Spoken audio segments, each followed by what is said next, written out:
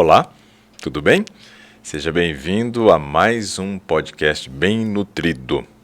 No Bem Nutrido de hoje, no podcast, nós vamos conversar sobre um assunto que a Nete falou assim, você tem que falar sobre esse assunto. Sabe por quê, Ricardo? Eu não. Primeiro, deixa eu cumprimentar o pessoal. Tudo bem com vocês? Sejam todos bem-vindos para mais esse podcast. É um prazer estarmos aqui com vocês mais uma vez. E aí eu falei realmente para o Ricardo, Ricardo, vamos falar de um tópico que eu acho que é uma coisa que ele trabalha de maneira diferenciada, né? Então, acho que é interessante a gente mostrar para as pessoas, porque isso traz muito benefício, né?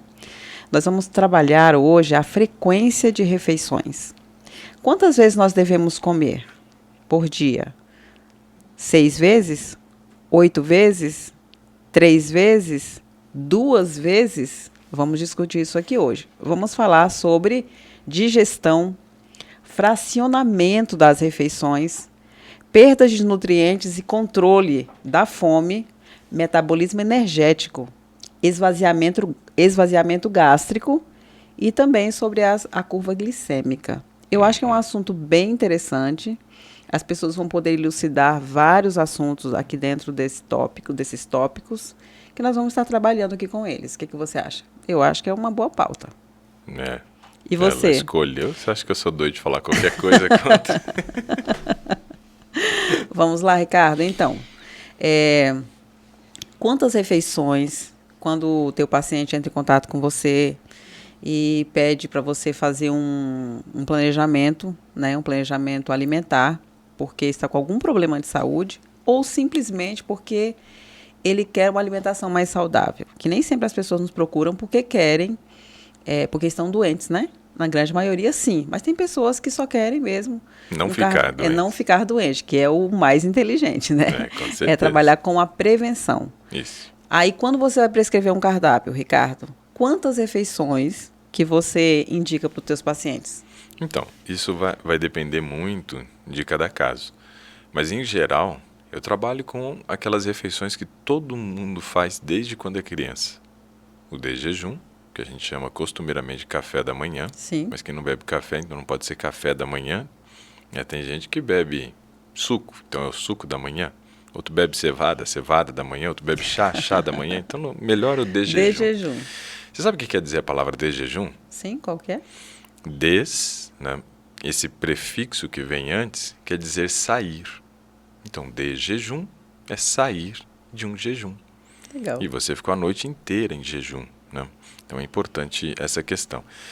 Agora, de jejum, almoço e jantar. Isso é o clássico. Sim. Mas a gente pode fazer algumas adaptações dependendo da necessidade de cada um. Por exemplo, se eu tenho um paciente que ele está buscando ganho de massa magra, quer ganhar músculo, e de repente ele vai ter um horário de musculação que eu não consigo inserir entre as refeições, né, que a gente chama de clássicas, de jejum e almoço. Por exemplo, se ele pudesse malhar 9 horas da manhã e eu colocasse um de jejum às 9 e um almoço meio-dia, seria ótimo. De jejum às 7, malha às 9 e almoça meio-dia. Seria excelente. Porque eu teria 2 horas antes ele fazendo uma refeição que normaliza o nível de glicose e até 2 horas depois eu daria para ele uma refeição completa que seria o pós-treino dele. Sim. Agora, se ele, por exemplo, vai malhar 7 horas da manhã, eu não vou conseguir colocar um de jejum para ele muito cedo. Tipo às 5 horas. E depois uma outra refeição logo após, né? Sim. Aí ele vai precisar de uma quantidade de energia. Então, o que a gente faz? Por exemplo, aquela refeição que seria o de jejum, a gente fraciona. Coloca uma parte antes, principalmente as fontes de carboidrato, para que ele tenha condições de ter energia suficiente para malhar. Após, ele vai complementar aquela refeição. Então, é como se a gente dividisse a refeição do de jejum em pré e pós-treino. Sim. O almoço e o jantar. É que existe uma mística muito grande de que a gente não pode ficar muito tempo em jejum, porque se a gente passa de 2, 3 horas em jejum, acredita-se que entramos num processo de catabolismo, onde a palavra catabolismo quer dizer que você vai promover quebras no seu organismo. E no caso, um catabolismo proteico. Você quer ganhar músculo, mas você está tendo queima de músculo por causa de um intervalo de jejum maior do que 2 a 3 horas. Esse é o pensamento. Porém, a gente tem que entender que, pensando na questão bioquímica, o nosso organismo ele faz uma reserva de energia. Essa reserva de energia é guardada no fígado, chamada, né, de glicogênio, fica disponível para nós no intervalo do nosso jejum entre uma refeição e outra, podendo manter um nível de glicose normal, sem você entrar em catabolismo, por até 12 a 24 horas, dependendo de cada pessoa. Então, um teste simples, para você saber se você entrou em catabolismo, você colocar a mão na frente da sua boca, E dá um bafão. soltar um bafão e cheirar. Se, por exemplo, tiver com um hálito de cetona, aquela mesma acetona que as mulheres passam na unha, Sim. nosso corpo produz quando está em catabolismo proteico. Se você tiver com um hálito de cetona, você entrou em catabolismo. Mas ninguém vai encontrar isso entre 2 a 3 horas depois de uma refeição, porque primeiro ele nem finalizou ainda o tempo da digestão de uma refeição. Então é muito difícil você poder acreditar de que não, daqui 2 horas eu estou em catabolismo, sendo que eu não terminei a digestão e nutrientes daquela refeição ainda estão entrando na corrente sanguínea, o que vai normalizar o seu nível de glicose ou manter um nível de glicose normal, fazendo com que você não esteja em catabolismo. Então esses são aspectos importantes. Agora, algumas pessoas, baseado no tipo de alimento que eles comem, eles podem gerar uma reação que a gente chama de hipoglicemia de rebote, onde ele tem um pico de glicose, o organismo libera muita insulina por causa daquele pico, muita glicose que entrou rapidamente, baseado em alimentos refinados, carboidratos de absorção rápida. Isso vai gerar uma queda brusca da glicose também, porque você vai liberar muita insulina. Isso chama hipoglicemia de rebote. Aí a pessoa vai entrar num quadro de hipoglicemia, mas não quer dizer que ela ainda esteja em catabolismo. E aí, no caso, é só mudar o padrão do que se come também. Sim. O problema é que a alimentação hoje ela é muito pobre. A gente come alimentos que tiveram muitas perdas de nutrientes. A gente vai falar mais à frente, acho que sobre esse tópico também, né? Sim. E Você colocou. Então, isso daí é um aspecto.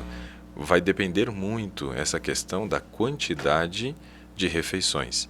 Mas, no máximo, eu trabalharia com uma refeição que eu dividiria em 2, com o propósito de funcionar como um pré e um pós-treino. Ok. Ricardo, e sabe o que me chama a atenção? É que na época dos nossos avós, eles trabalhavam, as pessoas geralmente trabalhavam na roça, né? Trabalho pesado. Capinando, plantando, colhendo. Então, as pessoas tinham 3 refeições. Elas levantavam, comiam bem e depois elas iam trabalhar, almoçavam e depois voltavam para casa e jantavam. E trabalhavam no trabalho pesado. Hoje as pessoas não trabalham mais no trabalho pesado. Elas trabalham sentadas no escritório, no conforto aí da sua cadeira, na frente do seu computador. Em home office. Pois é, depois da pandemia, agora em home office. E mesmo assim, elas têm essa necessidade de ficar comendo o tempo todo. E aí, quando vai ao nutricionista, o profissional de nutrição, ele prescreve geralmente 6 a 8 refeições por dia, tá? E também tem aquela coisa, quando a pessoa é diabética, ainda tem aquela coisa, não pode ficar com o estômago muito tempo vazio. Então, só uma pergunta para você, bem assim, eu fiz toda essa introdução para te perguntar o seguinte: tem embasamento científico que comprove esse procedimento dos profissionais de saúde em relação a essa prescrição de alimento? Na verdade, não tem. Mas assim, quando começaram a falar disso na década de 90, que popularizou muito essa questão de comer várias vezes ao dia, um dos tópicos que eles utilizavam como uma bandeira para poder defender é de que quanto mais vezes você comia, mais calorias você gastava para poder fazer a digestão dessas refeições e isso contribuía para o emagrecimento. Então entendeu-se na época, baseado nesse conceito que foi erguido, de que quanto mais vezes eu comia, mais fácil era perder peso. Hoje, entende-se o contrário. E depois eu vou apresentar dados científicos ao final mostrando que realmente comer mais vezes ao dia não contribui para o emagrecimento. Mas no ano de 1997, Sim. foi publicada uma pesquisa no Jornal Britânico de Nutrição, onde eles provaram de que aumentar o número de refeições não gerava um maior incremento calórico, ou seja, um maior gasto calórico para a digestão, como se acreditava. O que eles fizeram? Pegaram uma quantidade determinada de calorias, deram aquela quantidade de calorias dividida em 6 refeições ao dia e em 3, Sim. e compararam qual foi o gasto energético. Independe de você dividir em 6, em 8, em 2, em 3, a questão é que são 1.500 calorias para ser digeridas. Sim. E como são 1.500 calorias, o gasto calórico para digerir 1.500 calorias é o mesmo, independente de quantas vezes você venha dividir suas refeições ao dia. Então, aquela teoria de que aumentava o gasto calórico, gerava-se um incremento calórico, aquilo caiu por terra. Então, desde 1997, a bandeira que foi erguida... E ainda continua ensinando nas faculdades isso. Pois é, a bandeira que foi erguida já se mostrou ineficaz, não é verdadeira. E isso já desde o século passado, se a gente puder falar assim, que estava na década de 1900 ainda. Já se sabe. Nós estamos em 2022 e ainda continuam ensinando algo E defendendo uma bandeira que não é verdadeira. Essa pesquisa que você está falando que foi feita, ela foi feita em que ano? Foi feita em 96, 97, que foi publicado nessa data, né? Geralmente a pesquisa é feita um ano antes, talvez né? Até não você seja conseguir aprovação. interessante, né, para a indústria e etc e tal, comer apenas 2 ou 3 refeições por dia, né? Porque as pessoas gastam bem mais, né? E também elas ficam doentes mais rápido. Alimenta todo um ciclo, né? Então, talvez, assim, não seja interessante, né? Para que eles possam divulgar esse trabalho e mudar essa forma de ensinar nas faculdades. Já que estamos falando de digestão, qual seria o tempo de digestão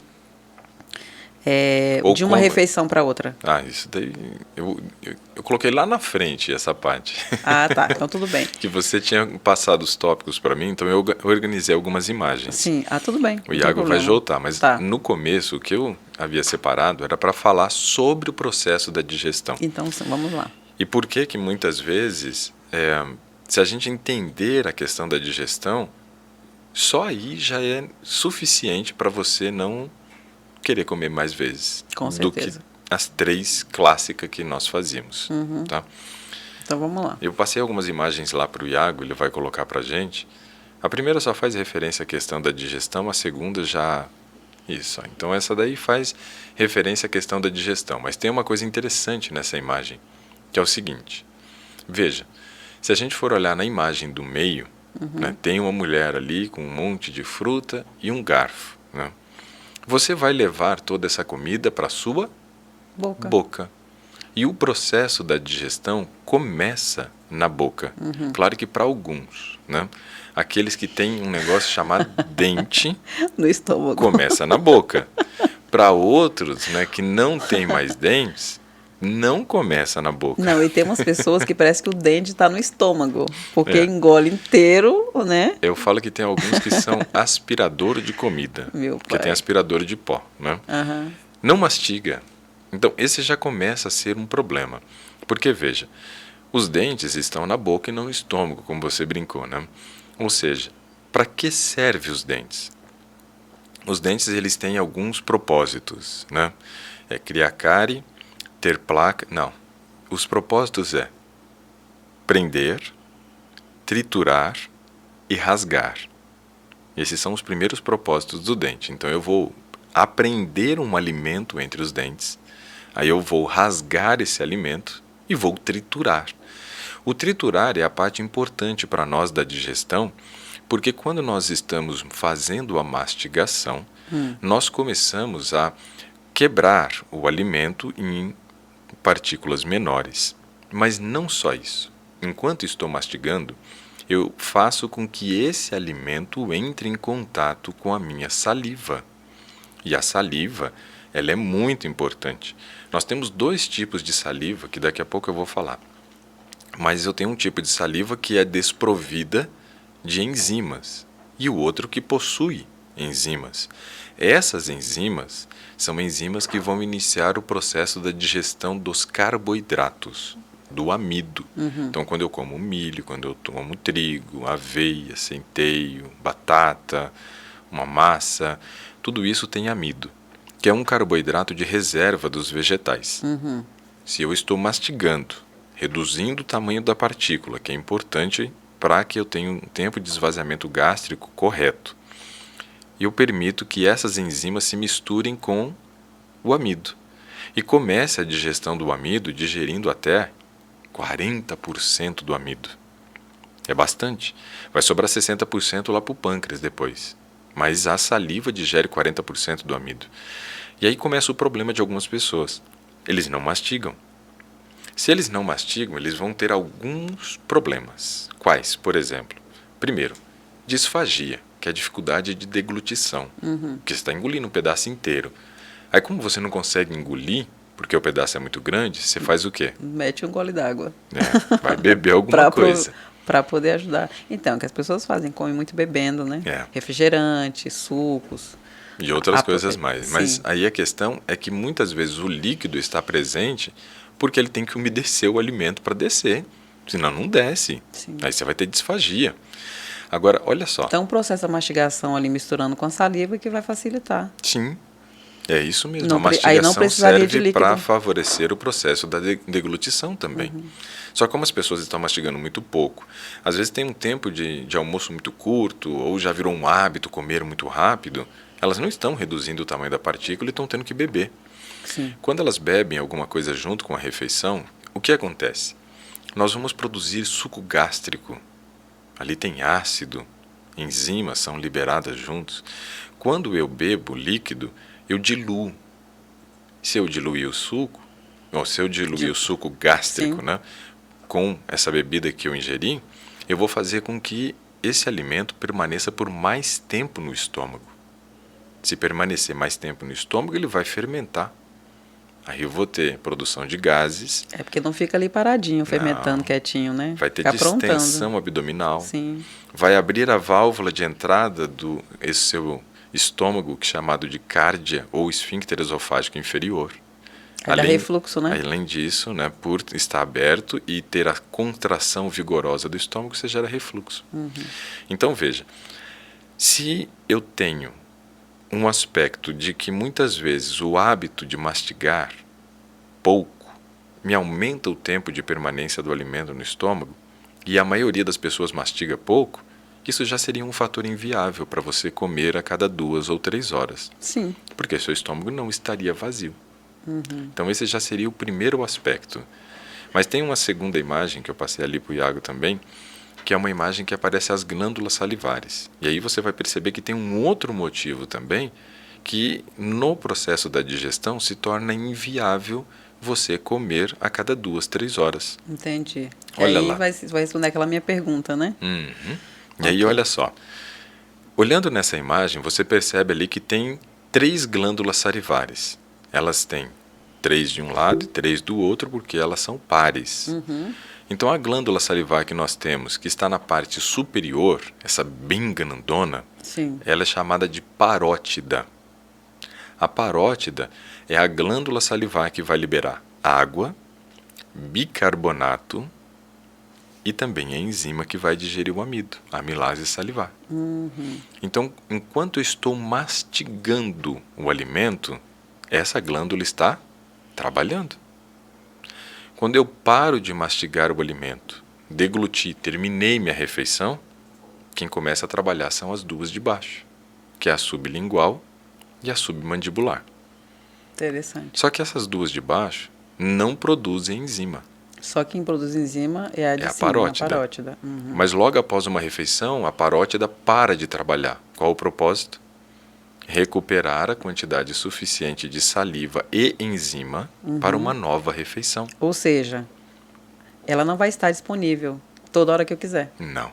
Ela pode até ter uma quantidade muito pequena, Que não vai resolver que muito. não vai conseguir cumprir o papel de digerir 40% do amido.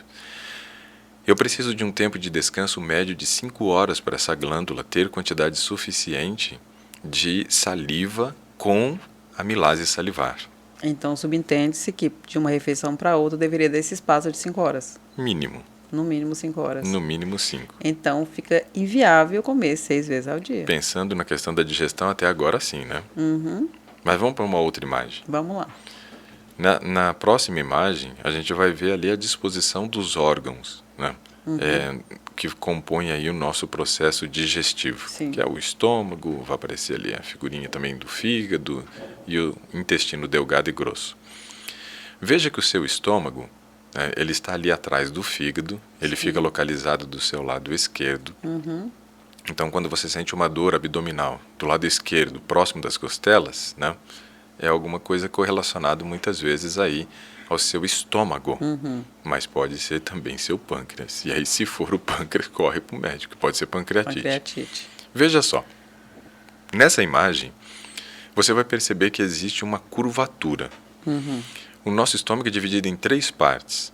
A curvatura que faz o processo da entrada do alimento no estômago é chamada região de fundo do estômago. A parte do meio do estômago, ela é o corpo. E essa curvatura final, que vai dar acesso, então, ligação do estômago para o intestino, é chamada de região pilórica. Quando, por exemplo, uma pessoa mastiga pouco ou bebe líquido durante a refeição e desenvolve uma gastrite, a gastrite geralmente ela está localizada nessa região que a gente chama de antro pilórico. Então, todo mundo que já fez lá uma endoscopia, porque estava com gastrite, aí apareceu gastrite de antro pilórico, ou gastrite de antro, é essa região. Por quê? Porque o alimento está parado ali. Se o alimento está parado ali, porque eu aumentei o tempo de permanência por algum motivo, que pode ser uma mastigação ineficaz, que pode ser um líquido que eu bebi, ou até mesmo um avanço de idade que vai fazer com que eu tenha menos ácido no estômago, isso pode gerar uma gastrite. Só que aí o que acontece? Um dos motivos que acaba gerando gastrite é você não ter terminado o processo do esvaziamento gástrico e comer de começar novo. outro processo. Porque aí eu vou ter que parar a digestão do alimento pré-digerido e ele para nessa região. Por isso as pessoas têm tanta gastrite de antro pilórico. Por causa desse motivo, que é o aumento da permanência do alimento no estômago. Deixa eu te fazer uma pergunta. Qualquer quantidade de líquido que eu consumir vai me fazer mal na minha digestão? Ou tem um limite, assim, que eu possa estar consumindo? Ou é melhor não consumir nada? Vai depender muito de uma pessoa para outra. Tem gente, por exemplo, que até 150 ml não vai ter nenhum problema. Agora, se eu pego, por exemplo, uma pessoa já idosa, que ela já produz pouco ácido clorídrico, e eu ainda coloco uma quantidade de água, eu vou diluir mais esse ácido. Então, para pessoas mais novas, até 150 ml você não vai ver um efeito colateral. Mas para um idoso, talvez já seja uma quantidade exagerada. Mas assim, se não fizer, melhor ainda, né? Se não beber nada, é muito melhor. Mas ok. caso você precise beber alguma coisa, ou aquela questão assim, terminei minha refeição, eu tenho que tomar remédio, ou tenho que tomar, né, um suplemento, e agora, não posso beber nada de água? Então, beba o mínimo possível, e o limite de 150 ml. Entendi. Seria isso.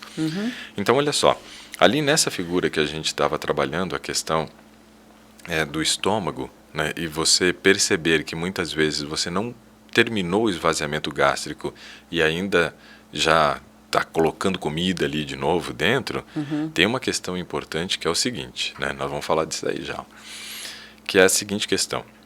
Se você for observar, a bile ela é produzida pelo fígado e armazenado na vesícula biliar. A vesícula biliar ela tem o propósito de concentrar a bile e também fazer com que eu tenha volume suficiente de bile para que eu faça a digestão da gordura. De todos os nutrientes que eu como, a gordura é o que mais aumenta o tempo de permanência do alimento no estômago. Esse é um outro motivo que inviabiliza as pessoas comerem várias vezes ao dia. Exatamente. Porque hoje come-se muita fritura, gordura, muita muito gordura. alimento frito, muito alimento industrializado que é rico em gordura, ou até mesmo alimentos que são gordurosos, né, produtos de origem animal que têm bastante gordura às vezes. Esses alimentos são alimentos que aumentam tipicamente o tempo de permanência do alimento no estômago. Ainda mais levando em consideração que grande parte da população já teve que passar por uma retirada de vesícula. Que metaboliza a gordura, né? Pois é. A bile que fica armazenada ali, que vai começar o processo de emulsificação para transformar a gordura em amiga da água. Entendi. Se, por Não vai ter exemplo, isso mais. não. Se, por exemplo, eu não tenho quantidade suficiente de bile, o tempo de permanência do alimento no estômago aumenta. Aí o que a gente percebe? Algumas pessoas que têm esse problema, eles fazem o quê? Comem várias vezes ao dia, nunca vai ter terminado o esvaziamento gástrico, porque toda refeição vem um pouquinho de gordura, a não ser que seja só uma fruta que você comeu, que aí não tenha gordura, mas normalmente uma refeição teria gordura. Essa gordura não pode passar para o intestino, senão você vai ter diarreia. Você vai aumentar o tempo de permanência do alimento no estômago. Então, quem retirou a vesícula se torna muito mais sensível para essa questão de comer várias vezes ao dia e sofrer de gastrite, refluxo ou até mesmo diarreia. Então, veja que eu tenho várias condições aqui que leva a atrasar o processo da digestão. E tudo isso vai gerar consequências graves, né, para o nosso organismo, efeitos colaterais. Não tem como. Então, eu vejo muito incompatível essa questão. Se a gente fosse observar, por exemplo, a anatomia nossa é essa que nós vimos, um único estômago. Se a gente fosse observar o estômago de um bovino, né, ou um bubalino, que é um búfalo, um caprino, que é uma cabra, um bode, né, uma ovelha, um ovino, todos esses animais, eles fazem parte de um grupo que a gente chama de ruminantes. Isso quer dizer que eles são animais que ruminam, que eles vão comer uma quantidade de alimento. Essa quantidade de alimento vai cair em um dos compartimentos do seu estômago, que é dividido em 4. O retículo, o rúmen, o omaso e o abomaso. O problema é que tem pessoas que acham que tem todo esse compartimento, sabia? Então, essa que é a questão. O animal, por exemplo, ele tem condições de comer e jogar uma quantidade de alimento para o compartimento 1. E começar uma outra digestão. Aí daqui a pouco ele pode regurgita, mastiga, joga para o 2 e libera espaço do 1 e poderia comer novamente. Entendi. Só que o animal, tendo essa capacidade, Não não faz come. isso. Não come a cada 2, 3 horas. Interessante. Se você olha o comportamento do animal, você colocando comida no coxo, você vai perceber que ele vai 2, no máximo 3 vezes ao dia buscar alimento. Ele não fica comendo o tempo todo. Então, quem pode, não faz. E quem não pode, Acha que tem. quer fazer. E aí eu fico pensando, quem é mais sábio ou inteligente nessa história? Nesse caso, são os ruminantes. Pois é, então você vê que loucura. Tem gente que acha que é ruminante, mas não é. Apesar de que alguns até acham que é. Porque quando eu vejo mascando chiclete é igualzinho às vacas mascando de novo o capim, né? Nossa, idêntico assim. Então, se a gente for olhar a questão... Não, imagina ficar mastigando chiclete o tempo todo, né? Aí que ferrou tudo mesmo. Porque aí você nunca tem condições de você armazenar a quantidade de amilase saliva salivar com a amilase suficiente. salivar. Aham. Então, esse hábito de ficar chupando bala ou mascando chiclete vai fazer com que o seu pâncreas seja sobrecarregado. Tá ouvindo, pessoal? Para você que fica aí, ó, mascando chiclete, chupando bala, você não é ruminante, não faça isso, porque você não vai ter a quantidade de amilase salivar suficiente para a sua digestão que você precisa priorizar. É. Então, se a gente for pensar só na questão da digestão, já cai por terra essa questão de ter que comer várias vezes ao dia. Sim, É um desrespeito fisiológico. sim. E quem desrespeita a sua fisiologia vai colher somente um fruto: doença. Não tem como. Isso é verdade. Então, é importante observar as questões anatômicas. Aí, qual que era o próximo tópico que você tinha separado aí? Ricardo, e aqui eu tenho o fracionamento das refeições. Ah, o padrão típico que ele é feito? Exatamente. Uhum. Então, se você vai, como nós já falamos, vai de um profissional de nutrição, ele vai prescrever, com certeza, 6 e até, talvez, 8, vai fracionar até, talvez, em 8 refeições diárias. Pois né? De jejum, aí tem um lanche no meio da manhã, ao almoço, aí tem um lanche no meio da tarde, aí vem o jantar e, às vezes, até uma ceia. Entendeu? Então, é muita comida, tá? Você vai fracionar. E tá, eu acho que você vai falar sobre esse assunto aí, Sim, da mas questão que sabe tem o que que ter é? um volume. Você Então, nunca vai ter volume. Sabe uma coisa que é interessante? É o seguinte.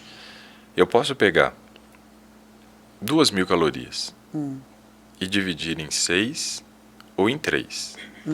A quantidade que eu ingiro é a mesma, Sim. calórico.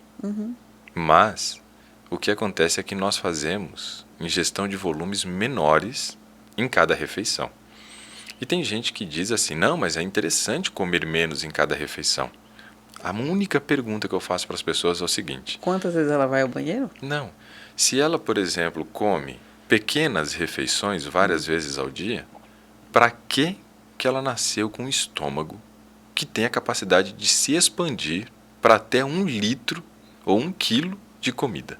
E eu já vi você falando o seguinte, que para que a gente possa ir ao banheiro e ter esse estímulo de defecar, Você tem que ter volume. tem que ter volume. Então, essa pessoa não vai conseguir defecar. Aí é que a gente vê algumas pessoas, às vezes, na internet, falando que você ir ao banheiro 2 vezes por semana. Duas Até é pouco, é 3. 3 vezes por semana tá Mínimo. bom. No mínimo, né? Quando que a gente deveria ir ao banheiro defecar? Depois de cada Toda vez refeição. que come. Porque Só que com criança é assim que acontece. Ela mama e defeca. Só que o volume pequeno faz com que você não gere estímulo na parede do intestino para que haja contração. Então, veja, comer várias vezes ao dia vai te gerar um monte de efeitos colaterais. Além do maior risco aí de você ter um refluxo, de você ter uma azia, de você ter uma gastrite, de você ter agora uma constipação intestinal, de você ter uma sobrecarga de trabalho ao pâncreas, né? Vem um monte de problema, porque é desrespeito fisiológico. Se o seu estômago ele é expansível, não é para você comer tão pouco assim. Senão você seria um passarinho, para comer pouquinho, que tem um estômago pequenininho, né? O passarinho tem que comer várias vezes ao dia, porque cabe um volume muito pequeno. Às vezes não o suficiente para a demanda dele por muito tempo. Nós não. Claro que quando eu digo que o estômago é expansível para até 1 quilo de comida, não quer dizer que você vai sentar, encher a pança e comer 1 quilo de comida por vez. Não é isso que eu quero dizer. Mas se tem essa capacidade, tem algum propósito. Exatamente, Ricardo. Mas assim, não é qualquer comida também, né? Não. Tem que ser uma comida rica em fibras, com uma quantidade de gordura não tão grande. É que até a questão da fibra, se a gente for analisar, e mais à frente a gente deve falar sobre isso, já é uma das coisas que interfere no tempo de saciedade daquele alimento. Porque alimento sem fibra, você vai sentir fome mais rápido. Então, essa questão do fracionamento das refeições, da maneira como eles ensinam na faculdade para a gente, aparentemente é interessante, porque parece que tem muita lógica, mas não tem.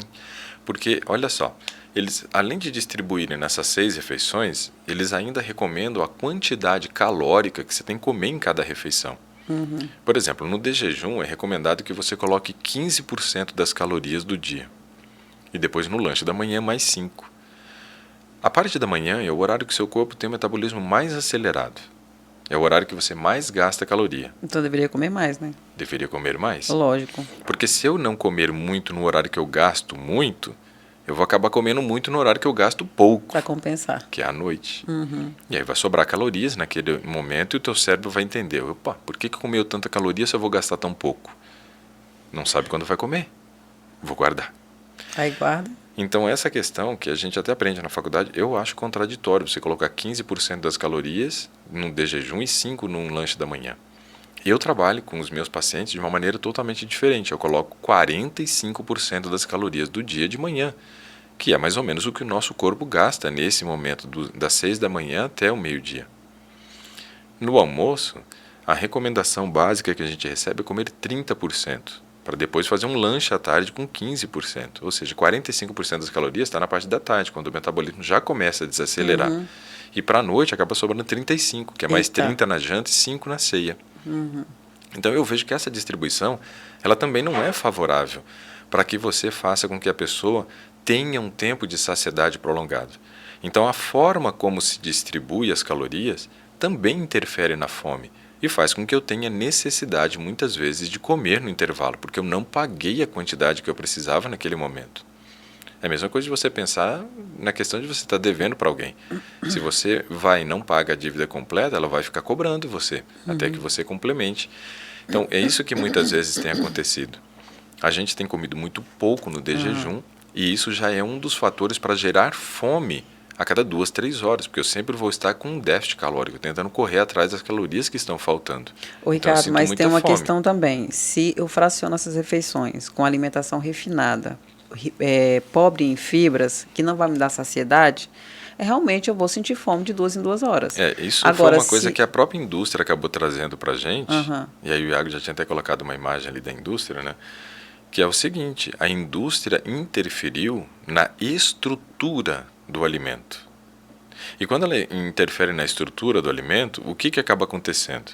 O que acontece é o seguinte: na roça, a gente tinha 3 passos, digamos assim, para que a gente pudesse ter o nosso alimento processado e pronto para comer. No caso do arroz, né? Se você tinha aqui, por exemplo, depois de colher, você ia socar no pilão, no né? pilão, depois você ia abanar e depois você socava mais uma vez se você quisesse fazer farinha, por exemplo, se fosse trigo, se fosse milho. Sendo o arroz 2 passos, sendo um trigo 3 passos e você já teria o alimento pronto para consumo. Mas a indústria, ela mexeu em toda essa sequência. Você não tem mais só 3 passos. Tem uma imagem aí, Iago, eu mandei para você, que é justa a imagem que vai mostrar a quantidade de passos que nós temos hoje, que a indústria faz para que o alimento possa chegar para a gente. Então, você substituiu 2 ou 3 passos por 25 passos. Então, você tem todos aí, ó. Só por questão didática, porque talvez fique pequeno para a pessoa ler, eu vou citar quais são todos os passos. Primeiro tem o silo de matéria-prima, depois um silo de descanso, uma peneira, um separador de gravidade, separador a discos, despontadora, degerminadores. Aí é onde você, degerminador é onde você retira o germe dos grãos. Que aí você vende depois para a gente separado, né? Muito bonito isso. Palhaçada. Onde você vai estar perdendo a maior parte dos nutrientes é nesse passo aqui, ó, quando o alimento passa pelos degerminadores. Depois você tem um ímã, que eles também passam ali para poder tirar qualquer tipo de sujeira, um umectador automático, um chuveiro, um moinho de martelos, né? Um plenish. Aí você tem bancos de cilindros, turbotorara, seisor, escovas, desgregadores. Desgregador é para separar e quebrar nas menores partículas possíveis. Você tem depois um silo de armazenagem, onde você vai tendo perdas de nutrientes. Tem embolsadora, a mesa densimétrica, cernidor cônico, né? Filtro de mangas, caminhão moega e depois a balança automática, que é onde você vai embalar. Então veja, eu substituí 2 ou 3 passos por todos esses. E qual é o grande problema disso? O problema é que isso vai gerar muita perda de nutrientes. Fibra já foi, o germe já foi tudo. E quando você começa a perder nutrientes, aí vira problema. Por quê? Porque essa perda de nutrientes, ela vai interferir no controle da fome. Então, quando se fala da indústria, o problema é que a indústria trouxe facilidade. O pessoal diz isso, né? Trouxe praticidade. Só que ela promoveu um monte de perdas de nutrientes. E com falta de nutrientes, aquele alimento que você come não vai cumprir a mesma função. Com certeza. Você vai sentir fome. Então, o que acontece? Não existe uma pesquisa científica que mostre que comer 6 vezes, 8 vezes ao dia seja bom. Mas existe, na verdade, uma necessidade que foi gerada na população de comer várias vezes ao dia, porque o tipo de alimento que se come hoje é um alimento que não nutre. É um alimento que enche a pança. Você fica alimentado. Mas não nutrido. Mas não nutrido. Por isso aí o título, ó. Bem nutrido. Não é bem alimentado. Porque bem alimentado tem um monte de gente aí que está com a pança cheia de comida, mas não tem nutriente. Não tem nutriente. Porque os nutrientes, calorias vazias, né? Porque os nutrientes se perderam nesse processo. Então a gente preparou ali uma imagenzinha falando sobre as perdas de nutrientes e controle da fome. E os 3 alimentos que aparecem nessa imagem são os alimentos que a população mais consome. Pão, macarrão e arroz. Só que tudo branco, né? Tudo branco. Tudo refinado, é coisa fina. Você sabia que quando chama refinado, foi feito para pessoas finas? Quem come esse tipo de coisa é gente fina. Vai ficar bem fininho. Fica só o osso, nem a pele. Debaixo da terra. Mas realmente, isso aí é a base da alimentação. Eu estou falando do brasileiro porque nós estamos no Brasil. E a gente poderia incluir ali também o cuscuz, né? Porque é um alimento que Nordeste, entraria no lugar do pão. Sim, e a tapioca também. Lá no Nordeste é bem usado. Que são 2 alimentos. Eu sou nordestina e eu entendo bem desse negócio. Eu sou paranaense, então lá no meu é o pão. O meu é o outro lado lá, é cuscuz, é a tapioca. Aí tem gente que acha que a tapioca e o cuscuz é melhor. É melhor? Não, mesma coisa. É tudo refinado, né? Tudo refinado. Então, esse é um problema. que a gente acaba tendo uma necessidade de comer várias vezes ao dia porque o alimento é pobre, pobre nutricionalmente, né? E esse é um aspecto que acaba interferindo, então, na dificuldade que alguns têm de ficar só com 3 refeições ao dia. Com certeza. Aí a gente consegue entender por que as pessoas fracionam de 2 horas. Porém, não custava nada ensinar a pessoa a comer aveia, arroz integral, macarrão integral. É que não há interesse nisso, né? Por exemplo, se a gente for ver, você tem um monte de propaganda de comida. Só que de comida industrializada. Mas você nunca viu uma propaganda de aveia. Até ver Não. de aveia. Não, propaganda Mas de aveia seria assim, ó. Coma mais aveia, porque a aveia rico em fibra vai regularizar o seu intestino e aumentar a produção de serotonina. Nunca. Você vai ser Não, uma pessoa assim não. mais feliz, né? Ajuda no controle de absorção do carboidrato a nível intestinal, que vai favorecer tanto o emagrecimento quanto o controle glicêmico para quem é diabético. é ruim, hein? Já viu uma propaganda assim? Nunca. Assim não. Por que não fazem propaganda do que é bom? Porque não é interessante. Não, porque não é interesse. Porque todo mundo até sabe que é bom. Mas isso não quer dizer que elas comam. Todo mundo sabe que a aveia faz bem. Olha só, os Todo mundo olhos. sabe que os olhos são as janelas da alma. todo e as mundo pessoas sabe que o arroz ficam, integral é melhor que o branco. e as pessoas ficam assistindo essas coisas na televisão. Isso fica intrínseco na cabeça delas. Então, aí é a questão. Que nós, por exemplo, somos seres influenciáveis. Estamos sendo influenciados pelas propagandas que nos bombardeiam. E é isso que nós estamos tentando fazer também, influenciar você que está nos assistindo Só que pro bem, né? a mudar o seu padrão de alimentação, abrir os olhos, criar juízo, para que possam ter mais saúde, né? Sim, por exemplo, se você coloca uma criança na frente da televisão e ela está assistindo ali um programa infantil, quando entra um intervalo, às vezes é mais prejudicial do que o próprio desenho que de repente ela esteja assistindo. Que ela quer um monte de coisa, né? Da propaganda. Porque ali vai começar a construir um padrão de comportamento, um padrão de desejos, né?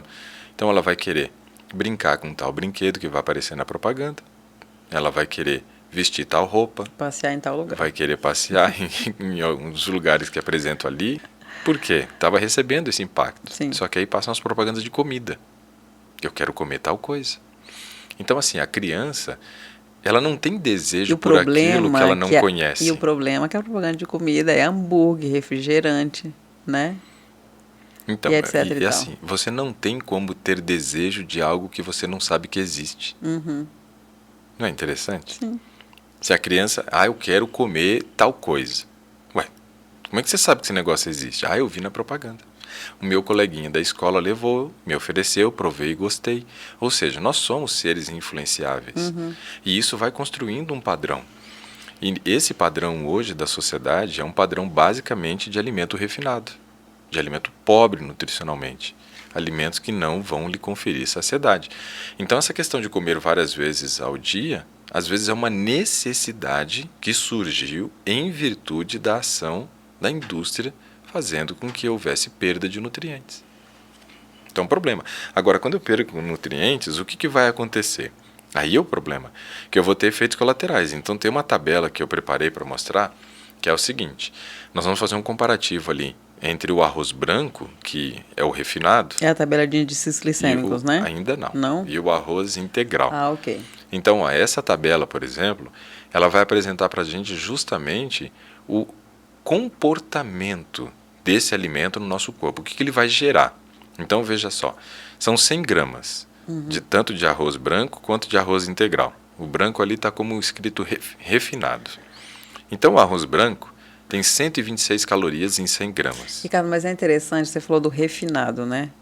Essa palavra refinado, né? O que eu entendi dela depois de um monte de tempo pensando. Fala, pessoal, aí, o que você entendeu dessa palavra? É que assim, palavra refinado não são uma palavra, mas são duas, né? Não é uma palavra, são duas palavras. O re e o finado.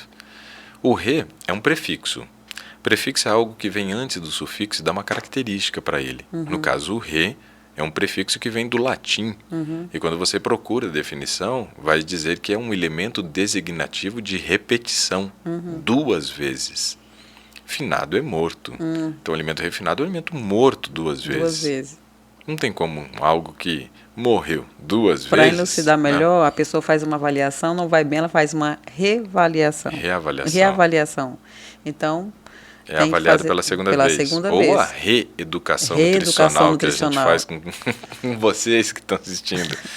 É educar pela segunda vez. Exatamente. A revisão de um texto é você fazer a visão, ou seja, a leitura E pela finado não segunda precisa vez. prolongar muito, todo mundo sabe que finado é morto mesmo. Eu lembro então, que desde criança eu ouvi meu avô contando as histórias de alguns que viveram lá na fazenda, quando ele administrava a fazenda, ele dizia, o finado Antônio, finado José, ou seja, é um morto José. Sim, sim. O alimento que é refinado é morto 2 vezes. Então esse é problema. E veja, o arroz branco ele tem mais calorias do que o integral, porque eu retirei a fibra. E a fibra ela não pode ser contada como caloria, porque eu não faço a digestão dela. Então todo o peso de fibra que eu perco, eu entro com o peso de amido. Só que eu, além de tirar a fibra, eu tirei vitaminas e minerais, Sim. que não geram calorias. Ou seja, acabei concentrando aquilo que tinha mais caloria, que é o amido. Então eu tenho mais calorias no arroz branco do que no integral. Só que eu tenho mais calorias, mas menos nutrientes. E é justamente isso que vai fazer com que eu tenha fome. Isso em que é legal, intervalos você curtos. ter menos calorias e mais nutrientes. É. Que no caso o integral é isso. Tem menos calorias, mais nutrientes. Eu vou É. poder comer um volume maior, porém não vou ter todas aquelas calorias. E é isso que é legal. Porque eu tenho bastante fibra, que Exatamente. não pode ser contado como caloria. Vai aumentar meu Né? tempo de saciedade e eu não vou ter necessidade de comer de 2 em 2 horas. Por exemplo, a fibra insolúvel que recobre o grão do arroz, né, foi perdida 100% dela no processo de refinamento, enquanto o integral, 0% de perda. Vitaminas, que a gente chama de vitaminas do complexo B, vitamina A e vitamina E, nós temos uma perda aí na ordem de 90%. Nossa. E os minerais, nós perdemos aí de 70% a 80%. Então, assim, são perdas muito consideráveis. Sobrou basicamente o amido. Né? Então, eu brincava que o alimento refinado, que eles dizem ser um alimento puro, na definição do dicionário, verdade, era é puro puro amido, amido. né? Porque o resto foi tudo embora. Agora, quando eu como alimento refinado, ele vai gerar efeito colateral no meu corpo. Eu vou, por exemplo, aumentar a produção de insulina, né? Isso é problema. Se eu gero maior produção de insulina, eu vou formar mais gordura, porque a insulina é um hormônio do tipo anabólico. Eu também tenho chance de aumentar a produção de cortisol, porque ele vai me gerar fome em curto intervalo de tempo, e o cortisol junto com o glucagon participam do processo de gerar fome, né? E o tempo de saciedade fica menor. Nossa. Ou seja, eu altero muita coisa entre um e outro, podendo quase dizer que um alimento e veneno, né? Pelos efeitos colaterais. Sim. Aí nós vamos olhar, por exemplo, nós vamos perceber que fisiculturistas, a grande maioria deles comem o arroz branco e não o arroz integral. E aí tem gente que diz, mas o cara lá é todo fortão e tal, não sei o que, e tá comendo arroz branco. Male igual ele. Aí você vai poder comer o arroz branco. Porque aí tem um propósito de comer o arroz branco para um fisiculturista. Sim. Diferente, né, do objetivo de saúde da população em geral. Você quer um alimento que realmente seja absorvido mais rápido para você gerar picos de glicose. Picos de glicose. Para que você possa gerar picos de insulina. Porque a insulina vai ajudar no processo de construção muscular. Só que quem não malha e come o arroz branco, aí não é processo de construção muscular. É complicado você Na se verdade, comparar você- com um cara malhadão e quer comer o que ele come. Não tem condição. Até vo- porque a quantidade de calorias que ele come é muito maior. Porque a demanda é por causa da quantidade de músculo. Exatamente. E aí, no caso, realmente, não, você vai gerar assim, mesmo que você não malhe, comendo, você vai gerar músculos novos. Sim, vai. Vai ser o Pânceps. balânceps, o pânceps e o culóceps, né? O balânceps é o do tríceps, ali quando você dá o tchauzinho, que aí fica lá balançando, que aí Faz a só mulher assim, ó, faz gente, assim, ó. Tem que ser tchau. aquele de princesa assim, ó. Só, tá? É. Aí dá, aí não balança nada. Pois é. Então, assim, comer comida branca vai aumentar o peso. Não tem jeito, porque vai virar triglicerídeo. Você vai aumentar demais o nível de glicose sanguínea, como consequência a insulina que foi liberada força a glicose sair do sangue e ele vai virar gordura. Aí a pessoa vai ter que decidir, né? Então, Você vai ter que decidir se você quer ser morto 2 vezes ou vivo por inteiro. então você percebe como é que é uma necessidade que surgiu na sociedade em virtude da mudança do padrão alimentar. Então não é que seja correto comer 6 vezes ao dia, Mas eu tenho, às vezes, a necessidade de comer 6 vezes ao dia. Eu, por exemplo, quando eu fazia minha primeira faculdade, que foi de zootecnia, eu vivia com fome o tempo inteiro. E eu Também, achava né? que Tu era... comia. Eu achava que porque era o meu metabolismo é acelerado, porque eu faço atletismo, porque isso, porque aquilo. Não era por causa disso, era porque o alimento também não dava saciedade. Eu tinha, por hábito na época, fazia uma vitamina para poder ir para a faculdade. Aí na minha vitamina ia banana, ia biscoito de maisena, colocava farinha láctea. Né? Não tinha como ficar ruim. Às vezes um Neston, mas era raro. E assim, não tinha fibra, né? Farinha láctea não é fonte de fibra, biscoito de maisena também não. Tem e a gente que banana acha que também. farinha láctea tem fibra. Tem gente que acha, Ricardo. As pessoas não leem rótulo. Isso é problema. Então, elas, é sério mesmo, acham que farinha láctea é top das galáxias, entendeu? E não é. Vamos procurar aqui, Vai lá. composição da farinha láctea. Então, 30 gramas de farinha láctea, que são equivalente a 4 colheres de sopa rasa. O que é uma colher de sopa rasa? Tem gente que acha que uma colher de sopa rasa é passar isso aqui da quantidade da colher, né? Colher de sopa rasa é você pegar Até as bordas. aquilo que tem e aí você passa as Da costas da faca em cima da colher e nivela. Aquilo é uma colher de sopa rasa. Então, 4 colheres de sopa daquela ali, cada uma com 7,5 gramas de farinha láctea, totalizando então nossos 30 gramas aqui, tem 121 calorias, ou seja, a quantidade de calorias equivalente a 100 gramas de arroz. Eita lasqueira, sério? Em 30 gramas tem a quantidade de calorias de 100 gramas de arroz. Tem 10 gramas de açúcares. 10 gramas de açúcares. O restante, os outros 12 gramas, 11, Isso, 10 gramas em cada 100. em cada 30. Meu pai. 10 gramas de açúcar a cada 30 gramas. Meu Deus. É muito açúcar. Depois, você tem mais 11, dos 12 gramas que sobram agora, você tem 11,2 gramas formado por amido. Ou seja, ou é açúcar ou é amido, o carboidrato. E tem 0,8 de fibra. Nossa, praticamente nada. Nada.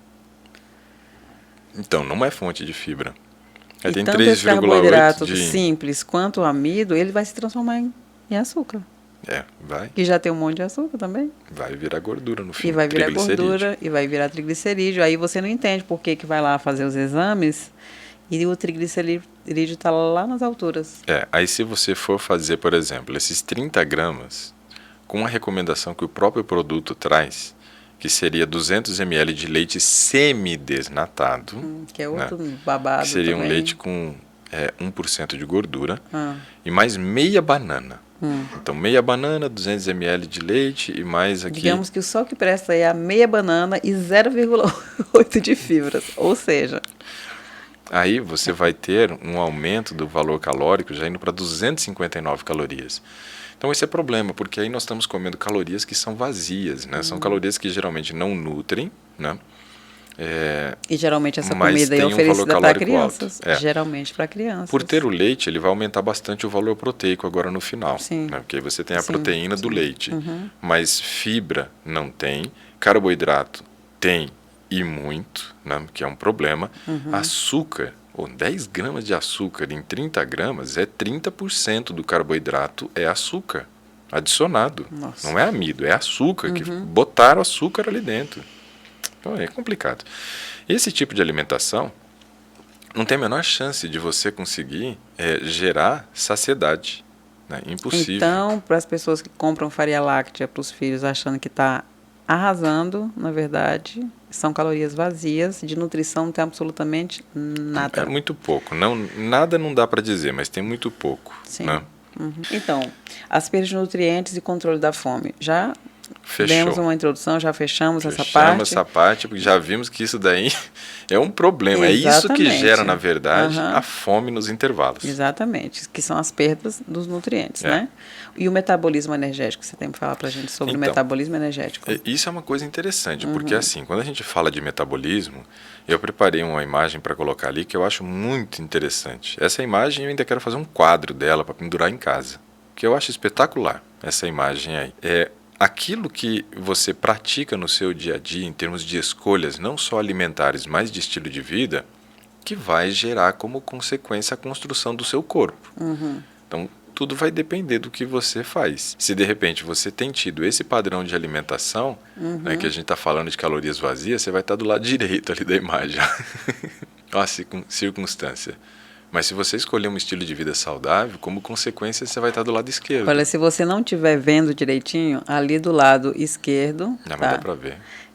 Nós temos ali as pessoas ali só cuidando da máquina, limpando, né? Manutenção, fazendo novos projetos, né, Ricardo? É. Agora, do outro lado aqui, misericórdia, É só viu? confusão. É só confusão. Tem até mais trabalhador aí, ó. Tem Exatamente. 4, enquanto do outro lado só tem 3, né? Exatamente. 2 falando de projetos e 1 dando uma ajustadinha ali em alguma coisinha, né? Exatamente. Metabolismo energético é uma coisa que acontece no nosso corpo todas as vezes que nós comemos. Então aí tem um erro muito grande da gente perceber o seguinte: todas as vezes que eu como, eu obrigo os órgãos envolvidos no metabolismo energético a estar em constante trabalho. Quanto mais vezes eu como, mais trabalho eu estou dando para esses órgãos, ou seja, maior é a chance desses órgãos terem problema e ir para manutenção. Então eu preparei uma imagem que mostra, a princípio alguns podem até assustar quando olhar a imagem, mas ela é simples de entender. Isso daqui é um resumo do metabolismo energético, resumo do resumo, tá? Porque se a gente for observar, tem toda a parte do metabolismo energético que acontece dentro das células, dentro dos órgãos, mas não é nosso propósito trazer alguma coisa desse tipo, porque eu não vou falar de bioquímica aqui. Sim. Senão eu teria que falar de glicólise, teria que falar de ciclo de Krebs, de cadeia respiratória. É muito extenso, né? Cada tópico que a gente tem aqui daria para discorrer assim um horas. Podcast quase. Exatamente. Mas só para a gente poder entender como que acontece as coisas, a dinâmica dentro do nosso organismo é a seguinte, ó. Ali logo abaixo a palavra metabolismo está escrito alimento, ou seja, é o horário da refeição. Se você acabou de comer, como consequência da sua refeição, você vai ter um aumento da taxa de glicose. Sim. Aumentou a glicose do sangue, você vai mandar mensagem para o seu pâncreas. Ele vai entender que aumentou a glicose. E você vai mandar 2 mensagens para o pâncreas. Uma mensagem é uma mensagem de estímulo. Estímulo para que uma região específica do pâncreas trabalhe. E uma mensagem de inibição, para que uma outra região do pâncreas pare de trabalhar, porque você comeu. Então o estímulo é para que células betas trabalhem. As células betas são as células que são responsáveis pela produção da insulina. Então, sempre que eu comer, eu vou ter estímulo para a célula beta trabalhar e liberar insulina. Se eu como 3 vezes ao dia, eu vou gerar 3 vezes estímulo para o pâncreas trabalhar e produzir insulina.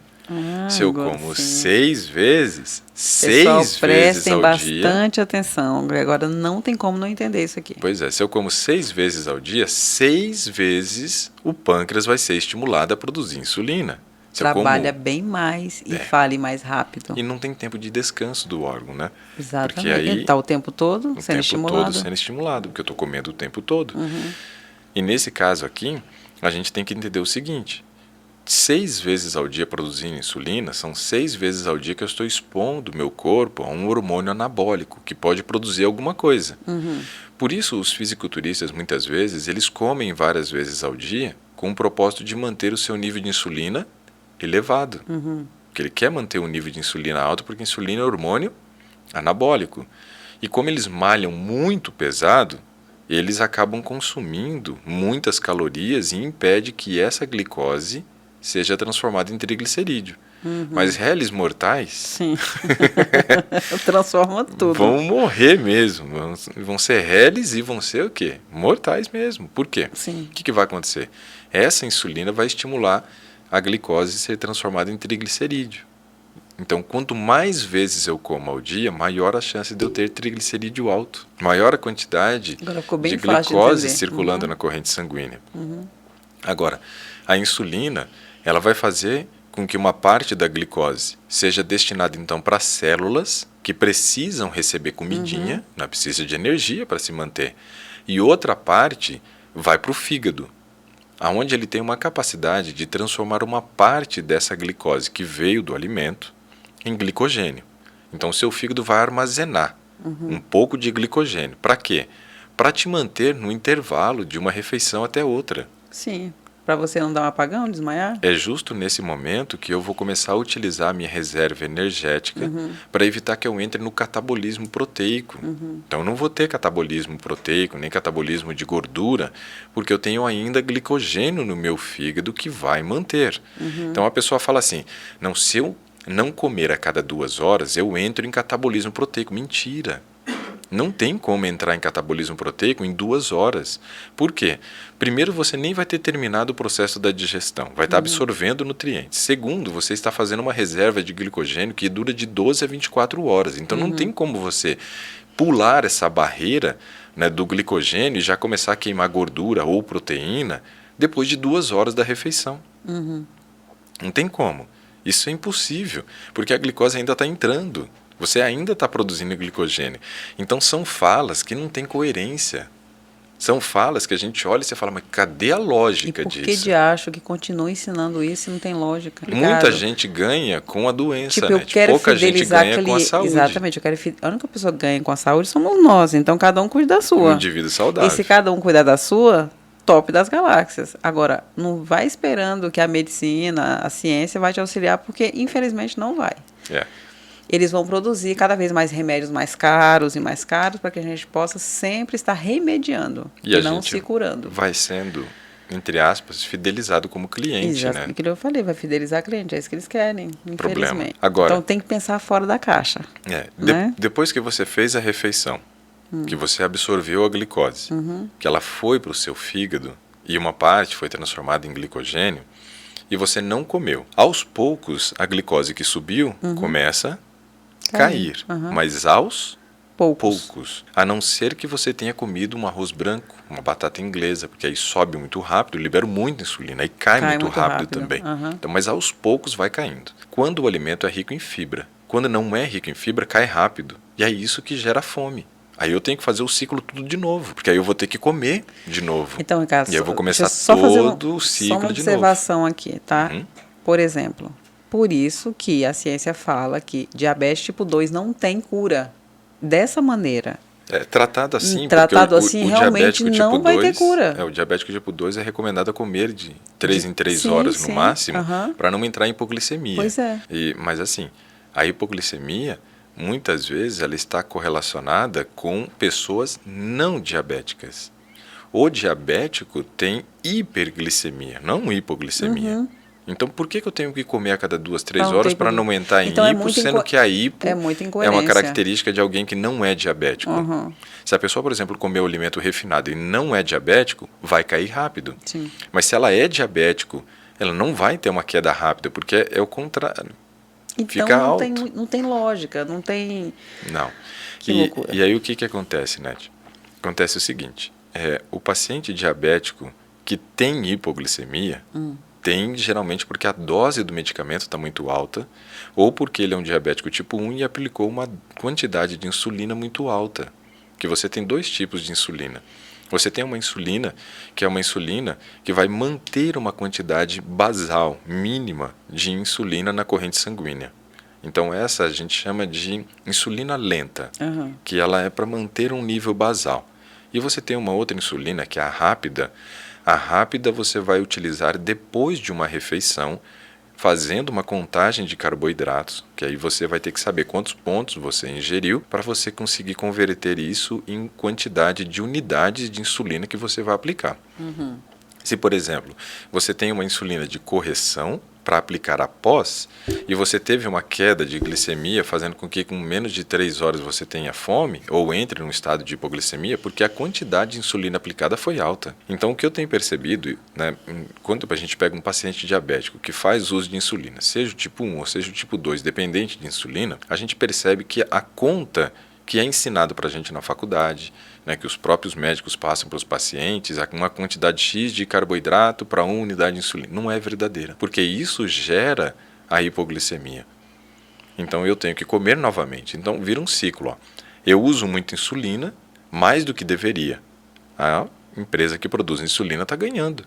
Com certeza. Porque eu estou usando mais insulina do que eu preciso. Se a minha glicose cai rapidamente, depois que eu fiz o uso dessa quantidade de insulina, quem ganha agora é a indústria de alimento, que vai produzir comida para mim. E não seria necessário nem utilizar tanta insulina quanto se usa E nem e tanta nem comida. comer tanta comida ou intervalos tão curtos como se come. Então um monte de gente ganha por trás, mas o paciente não ganha. Então é importante a gente entender que nós devemos preservar nossos órgãos para trabalhar o mínimo possível. Isso é muito fácil de entender. Você quer ver?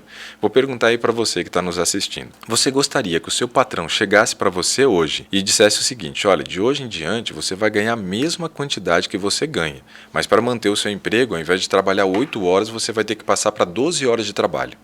Você ia gostar dessa notícia? Ganhar a mesma coisa e trabalhar 4 horas a mais? Vou responder por eles, não. Não. Mas por que você faz isso com o teu corpo? Por que você dá mais trabalho para o seu corpo, ao invés de você aliviar o trabalho do seu corpo? 6 refeições ao dia são 6 vezes que os órgãos vão estar envolvidos no processo da digestão, Muitas quando vezes poderia ser 3. Muitas vezes é falta de conhecimento, mas quando se conhece e não faz, aí é ignorância. Então, mas aí entra uma questão que não é lógica, né? E eu não quero que eu seja sobrecarregado no meu trabalho, mas estou sobrecarregando o meu corpo com um trabalho de digestão, de metabolismo. Alivie o teu corpo, coma menos vezes que o seu corpo vai sorrir mais. Ou seja, a chance de você adoecer é menor. Então esse é um aspecto bem interessante para a gente poder analisar. Além de uma economia tremenda, né? E aí vem aquela questão que você tinha perguntado, né, do índice glicêmico, né? Sim. Que é a questão de você avaliar o tipo de carboidrato que se come também. Porque nós vamos ter efeitos colaterais totalmente diferentes na nossa bioquímica quando nós comemos um alimento que é absorvido muito rápido. E aí entra essa questão do índice glicêmico. É um índice para medir a velocidade de absorção da glicose. É ele que vai dizer para nós, né, como que nós devemos nos comportar com relação ao tempo de saciedade. É o índice glicêmico. Tem uma tabela que mostra o índice glicêmico de alguns alimentos.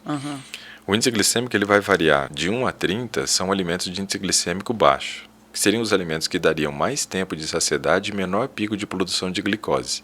E ver a gordura mais lentamente. A chance de virar gordura é praticamente zero quando você come esses alimentos de índice glicêmico baixo. Por quê? Não gera pico de glicose. A quantidade de insulina que você libera é menor. Então esses são os melhores alimentos para quem quer emagrecer. Porque ele vai fazer com que a quantidade de glicose que você tenha na corrente sanguínea seja menor. Então, por exemplo, todos esses que eu marquei em vermelho são arroz. Só que eu tenho o integral, o branco, o instantâneo, que é a mesma coisa daquele macarrão instantâneo, e o parboilizado. Veja como é que a gente tem uma variação já grande do índice glicêmico. O arroz integral é 20, o parboilizado lá na coluna da direita, 38. O branco na coluna do meio, em cima, 55. E o branco instantâneo, 91. Ou seja, se você quisesse... Olha, isso é o crime perfeito, tá? Eu vou ensinar pra você aí. Sabe aquele marido chato, cheio da grana, que você tá querendo matar, mas tem que ser o crime perfeito? Dá pra ele arroz instantâneo na janta, tá? Ele não vai morrer instantaneamente, mas não vai durar muito tempo, né? Com bife à milanesa. Bem gorduroso. Capricha, tá? Que não tem como não morrer. E aí, meu filho, é crime perfeito, né? E aí fica aquele pensamento, não, mas tratava tão bem, né? Claro. Olha só dava coisa gostosa pra ele comer. Cozinhava pra ele na jantinha. Faz uma rabada bem gorda. Então, olha só. Você vê como é que muda muito o índice glicêmico? Você pega o mesmo alimento, era arroz. Só que do integral para o instantâneo, eu aumentei 71 na velocidade de absorção. De aumento. É muita coisa. Isso daí é o que a indústria tem feito. Ela tem mexido nisso. E é esse índice glicêmico que faz com que o tempo de saciedade seja menor. Quanto mais alto, menor o tempo de saciedade. Em roxo ali, ó, está separado o trigo e os seus derivados. Tem o pão branco ali, né, com 72. Então, olha que interessante, ó. Se eu pego, por exemplo, o macarrão, que aí é uma massa já, né, preparada de uma maneira diferente do pão, ele varia de 36 a 51 na coluna da direita. 36 o integral, 51 o branco. Que diferença, né? É bastante.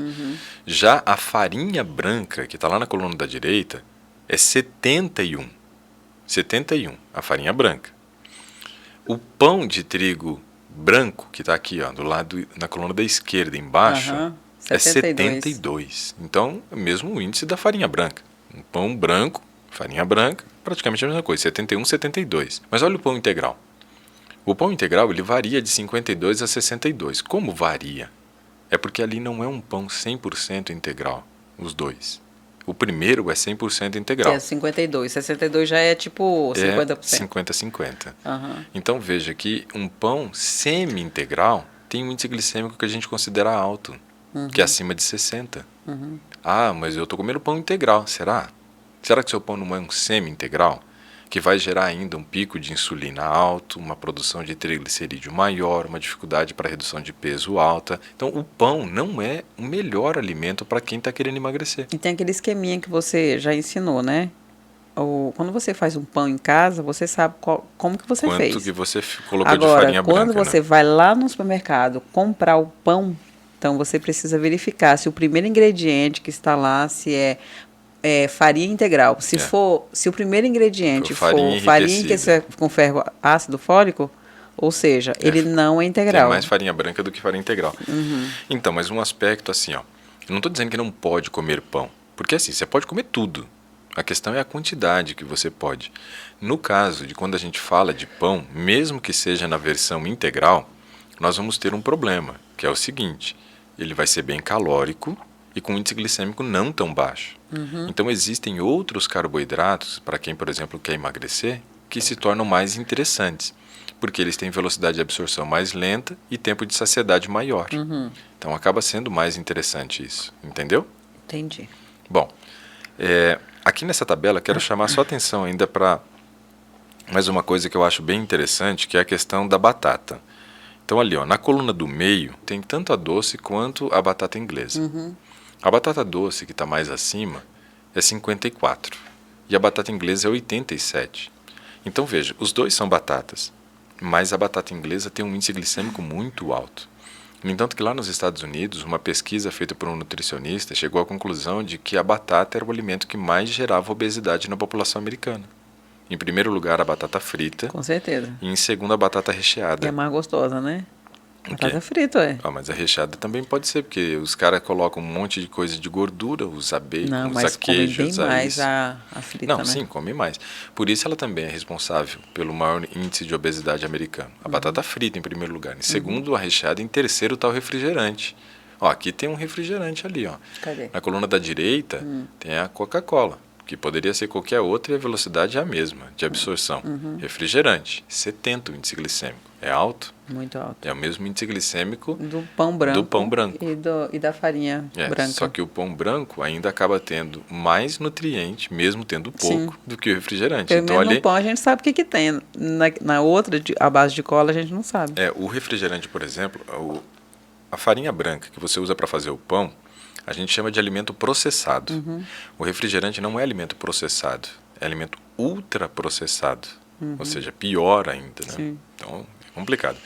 Então, esses aspectos aqui são bem importantes. Se você ainda não fez um print dessa tela, aproveita para fazer esse print agora. Compartilha com os colegas. Porque isso aqui vai te ajudar muito a você fazer melhores escolhas de quais alimentos deve frequentar sua mesa. Ricardo, e por falar em melhores... Não quer dizer porque o índice glicêmico seja baixo que todos são bons. Por exemplo, na coluna da esquerda tem um leite. O leite é de vaca ali, né? Se a sua mãe parou de produzir leite é porque é para você parar de mamar. Que é o que você fala, né? Para de mamar na sua mãe e vai mamar na mãe dos outros. Dá problema. Deixa eu te falar, já que você falou de boas escolhas, fala aí pra gente daquela novidade que vai ter aqui em Brasília, que começa dia 31. Tá, 31? É 31, né? Exatamente, Isso, de novembro. Não, começa em outubro. Perdão, 31 de outubro. No mês de outubro agora, a gente bolou... Então, olha para a câmera e fala, pessoal. Trazer para Brasília um programa que a gente fazia em Maringá. Sim. Né? Lá na nossa terra, ou na minha terra. Na sua terra, que eu entrei como intruso e amei, me apaixonei. Lá é muito bom. Então, assim, em Maringá a gente fazia um programa com foco em emagrecimento, com resultados, assim, muito bons. Maravilhoso. Né? A gente conseguia ali, em 60 dias, teve gente que perdeu 14 quilos, 16 quilos, né? Em 60 dias. É bom, né? As pessoas ficavam numa felicidade que era impressionante. Então nós bolamos, né, de trazer esse programa para Brasília, fazer presencial, já que a pandemia agora deu folga, né? Porque o propósito nosso, ao virmos para Brasília era justamente esse, fazer os programas presenciais que a gente fazia. Exatamente. E não deu, teve que fazer tudo online. Porque chegou a pandemia junto, né? Atrapalhou tudo. A gente fez um programa presencial só, o segundo a gente já não pôde fazer, porque aí já Tivemos que fechou cancelar. tudo por causa da pandemia. Mas não vai acontecer com esse, com fé em Deus. E aí, esse eu estou preocupado não com não ter o programa, mas não ter vaga para todo mundo que de repente queira participar do programa. Nós não podemos ter tantas pessoas. É um programa com vagas limitadas, porque a gente tem que dar o suporte, acompanhamento para as pessoas ali. E tudo, então não pode ser muita gente, né? Isso vai acontecer quando ele virar online também, mas por enquanto vai ser o primeiro, vai ser presencial, que a gente vai fazer aqui. Então, dia 30 de outubro, dia 1, 2 e 3 de novembro, nesses 4 dias, nós vamos ter 4 encontros com o propósito de ensinar pessoas que queiram realmente passar por um processo de emagrecimento saudável, que eu chamo de consciente e consistente, né, para participar desse programa conosco, né? E esse programa tem vagas limitadas, vão ser esses 4 encontros com 3 horas de duração, onde a gente vai estar trabalhando teoria e prática. E a prática é uma prática culinária, porque uma das maiores dificuldades das pessoas é saber o que fazer, como organizar o cardápio, mas como comer, porque eu vou prescrever um plano alimentar para as pessoas que participarem desse programa. Elas vão seguir esse plano alimentar, elas vão aprender como fazer pratos importantes para esse período que elas vão estar buscando, né, essa reconstrução, uma revolução, que eu dei um nome, né, que eu gosto disso. Revolução vital. Porque assim, a palavra revolução é uma mudança radical. Sim. O teor da palavra revolução, o revolucionário é esse, né? É uma transformação radical, mudança radical. E o propósito é justamente esse dentro do programa. Depois a gente vai ter um reencontro, né, com 30 dias mais ou menos da nossa que vai ser quarta dia aula, 5 de dezembro. 7 de dezembro. Perdão, 7 de dezembro. Nós mudamos porque a gente vai estar em viagem, lembra? Exatamente, no fim de semana? 7 de dezembro. Então, 7 de dezembro vai ser o reencontro. E vai ter 3 encontros online depois dos presenciais para poder dar suporte para as pessoas, né? E também vai ter o coquetel de encerramento lá nesse dia 7, né? Exatamente. Com quitutes da NET. Exatamente. Quem vai ministrar as aulas de culinária sou eu. Para quem não sabe, nós temos várias... Não, eu e você. Mas eu coloco a mão na massa, ora bolas. E para quem não sabe, nós temos vários... Se eu não ensinasse nada, né? Você fica me jogando. Ele ensina a fazer patê. Tá? Molho, que é maravilhoso. Ué, mas tem um monte de gente que não sabe. Isso faz toda a diferença. Não, mas eu não estou menosprezando. Estou falando para você que bota a mão na massa mesmo. Sou eu. Massa, sou eu. Então, voltando ao assunto, ministrar as aulas junto com o Ricardo. Fica melhor assim?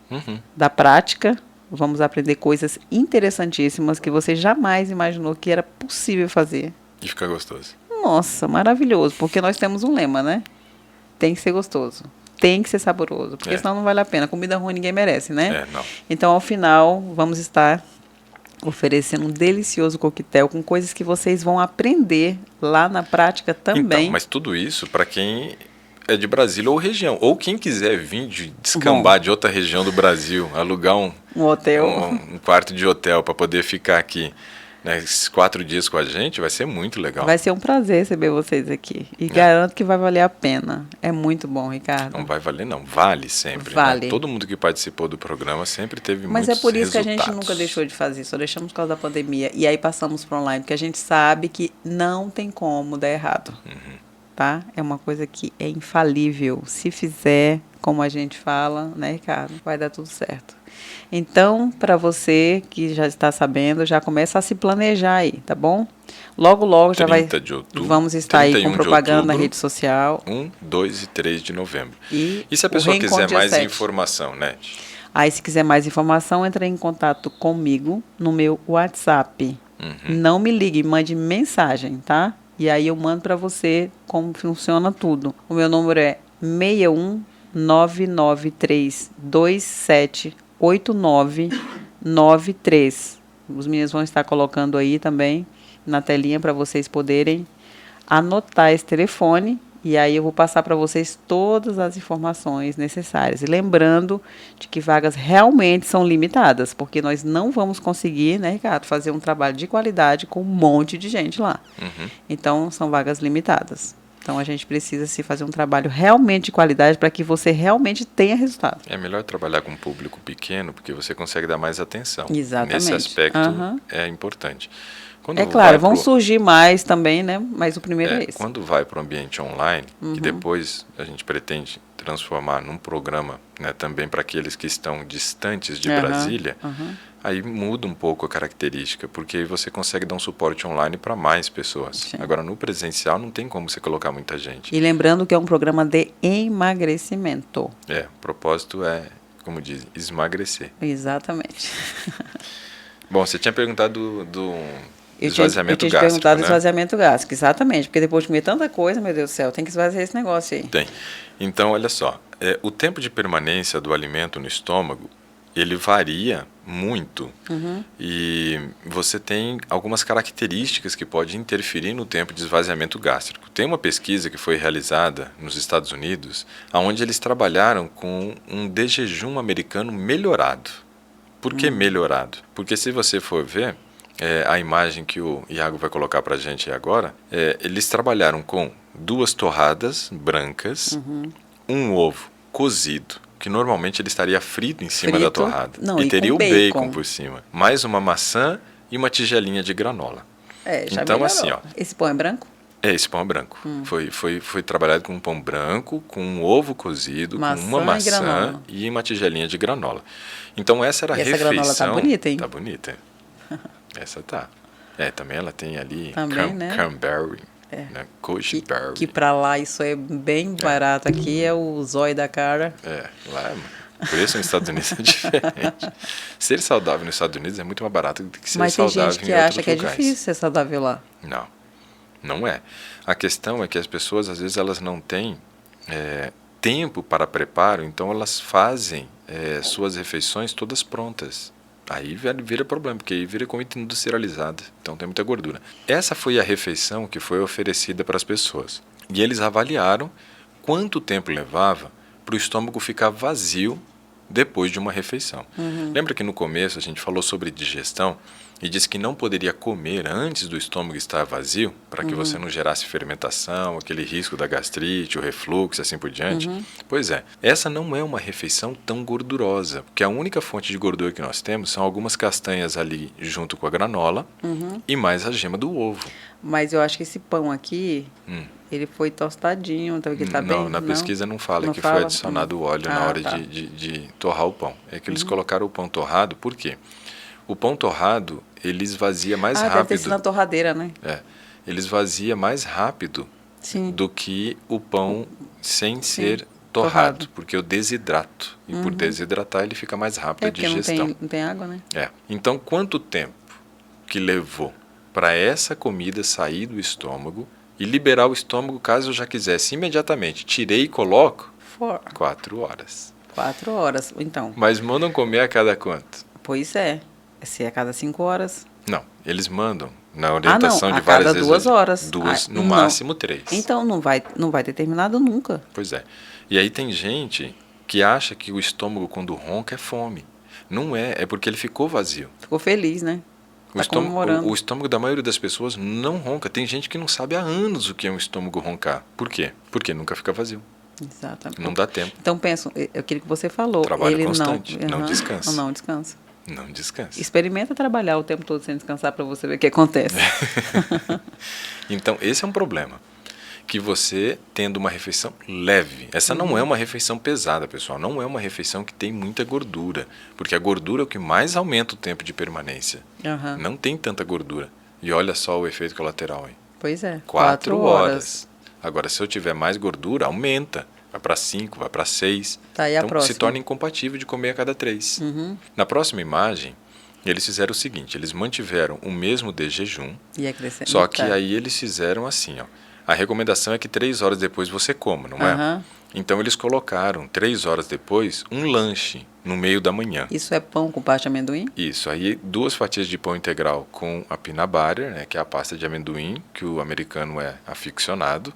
Ou... Não, eu acho que não é 2 fatias, é uma fatia partida no meio. Não, são 2 fatias uma em cima da outra. Ah, tá. E mais a pasta de amendoim no meio. Entendi. Aham. E depois, ali, Entendi. você tem uma torta de amendoim com um copo de leite. Aham. Ou seja, tanto o pão com a pasta de amendoim ou a torta com leite Aham. é rico em gordura. Sim. Então, muitas vezes, esse lanchinho da manhã, rico em gordura, vai ser um problema. Porque é aquele tempo de permanência que era de 4 horas do alimento, passa para quanto? Iago vai mostrar na próxima imagem para a gente agora quanto tempo que levou para esvaziar o estômago. Eita, E aí você vai lasqueira. começar a perceber o seguinte, que se você fizer um lanche no meio da manhã, pode ser que você tenha comido de jejum, tenha feito o lanche, tenha almoçado, esteja na hora de fazer o lanche da tarde e você ainda esteja está- terminando o esvaziamento, Porque isso que é de varia 6 de 6 a 9 horas. Nossa. Então o de jejum que entrou às 6 pode estar saindo às 3 da tarde lá do seu estômago. Então olha só, 6 a 9 horas. Quem tem uma digestão rápida, 6. Mas se for, por exemplo, um idoso, que você já tem alterações fisiológicas do trato gastrointestinal dele, pode sair 3 horas da tarde a refeição da manhã. Nossa. Só que aí ele já Só que fez aí a já fez refeição da almoço. Não, já fez o lanche da manhã, Já fez o almoço e já está fazendo o lanche da tarde. E o negócio tá lá, fermentando, aí dá distensão abdominal. E tá a primeira gases. refeição do dia, ainda 3 horas da Aí tarde não no tem como não estômago. passar a mão, não. Então percebe que é antifisiológico? Sim. Não tem um pingo de lógica você ficar comendo nos intervalos. Agora, se ao invés de você comer um pãozinho com pasta de amendoim ou uma torta de amendoim com um copo de leite, você resolvesse comer um chocolate. Eita, aí lascou tudo. Então aí eles foram e colocaram um chocolatinho no intervalo. Mantiveram mesmo de jejum e colocaram lá um bombonzinho, 2 bombonzinhos, na verdade, né? Que poderia ser ao leite ou meio amargo, né? E o tempo de permanência agora muda muito, né? Porque agora nós estamos falando de uma bomba de gordura.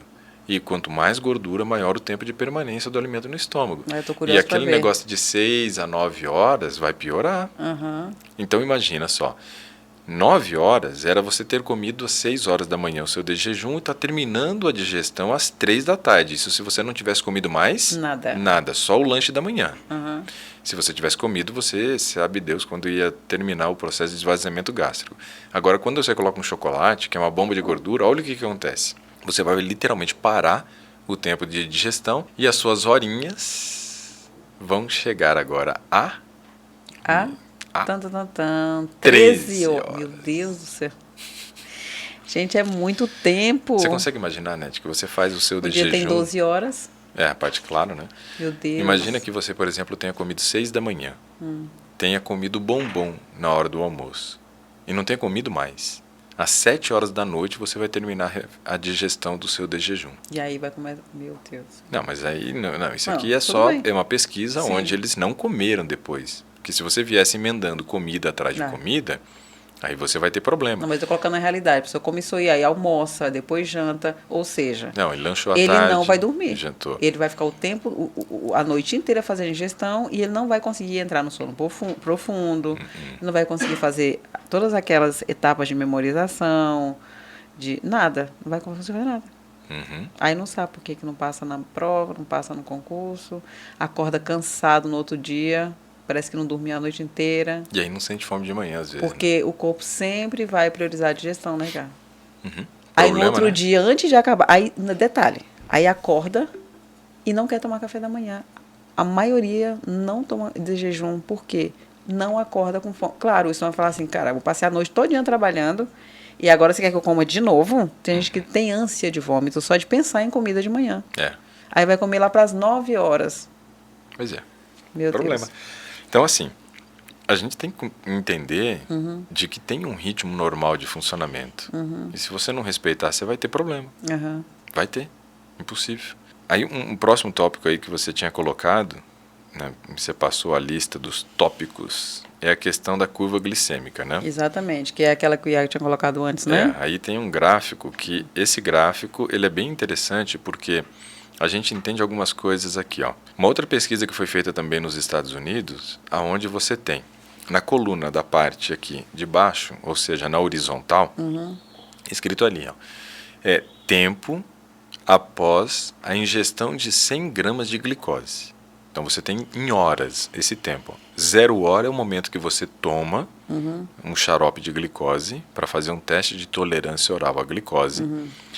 1, 2, 3, 4, 5 e 6 são horas decorridas depois que você tomou. Sim. Na coluna, ali onde mostra a parte vertical, você tem a concentração de glicose no sangue, Que é de 50 a 250. que vai de 50 até 250 miligramas por decilitro de sangue. Na verdade, de 0 a 250, né? Mas Sim. se tiver 0, morreu. Então, assim, o normal é que você acorde com a sua glicose abaixo de 100, né? E acima de 70. Sim. Hoje eles consideram assim. Antigamente eu gostava mais, quando eles consideravam 60 a 90 o nível de glicose. Aí passaram para 70 a 100. Mas, Ricardo, parece que eles vão curando as pessoas, né? Eles vão aumentando as taxas. É porque muita gente começa a ficar doente. Aí eles vão fazer Aí eles esse vão tipo curando de coisa. As curas milagrosas da ciência. Você dormiu diabético e acordou sem diabetes. Sem diabetes só porque mudou as taxas. Terrível. Colesterol fizeram a mesma coisa. Sim, assim também. com tudo praticamente. Aí você tem ali 2 gráficos. Um que está escrito normal, referente a uma pessoa que não é diabética. E depois o gráfico de cima de uma pessoa diabética. O que eu quero mostrar aqui nesse gráfico é o seguinte. As pessoas ingeriram glicose. Quando a gente passou a tabelinha de índice glicêmico, eu não sei quantos repararam, mas do lado direito, na parte inferior, em azul, estava escrito glicose. E a glicose, o índice glicêmico dela é 100. Ou seja, é o de maior absorção, mais rápido. Todos os outros são baseados na glicose para poder avaliar o índice glicêmico, né? Se a gente for entender aqui então, nós estamos falando de um alimento que é refinado, de absorção rápida. Olha a pessoa normal o que acontece. Ela toma o seu xarope de glicose e tem um pico de glicose. Ela saiu de aproximadamente ali quanto? Uns 75, por aí, passou ali de uns 120. Subiu bastante a glicose. Mas ela não é diabética. Ela gerou o pico e liberou insulina, que fez com que a glicose caísse rapidamente. Olhando o gráfico, você vai perceber que 3 horas depois, o nível de glicose que a pessoa tem no sangue é menor do que o nível de glicose que ela tinha antes de tomar o xarope de glicose. Ou seja, é um alimento que gera mais fome. Nossa. Por isso é impossível comer só 3 vezes ao dia quando você come alimento de índice glicêmico alto. Porque ele gera mais fome em curto espaço de tempo. Olha que 4 horas. Engraçado, a gente glicose compra para matar a fome e você está comendo um alimento que vai te gerar mais fome. Ele sacia momentaneamente, Sim. mas te gera mais fome depois. Sim. E aí vai se tornando um ciclo vicioso, né? 4 horas depois, se você observar no gráfico... É que nem o miojo, 3 minutos fica pronto e em 3 minutos está com fome de novo? É quase isso. É instantâneo.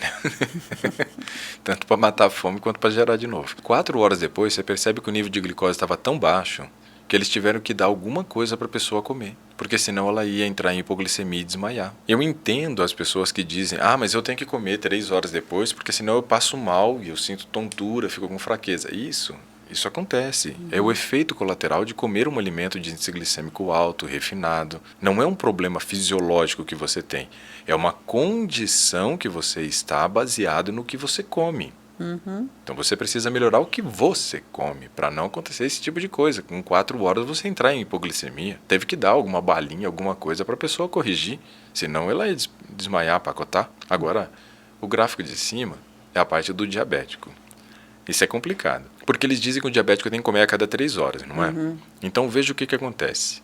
A glicose que eles ingeriram fez com que tivesse um salto da glicose de 150 para mais de 250 em 1 hora. Subiu muito, muito. Se a gente for olhar aqui no gráfico na parte de baixo, vamos considerar que fosse 70 até 120, subiu 50. Aqui nós estamos falando de mais de 100 de aumento, para quem já tinha uma glicose alta.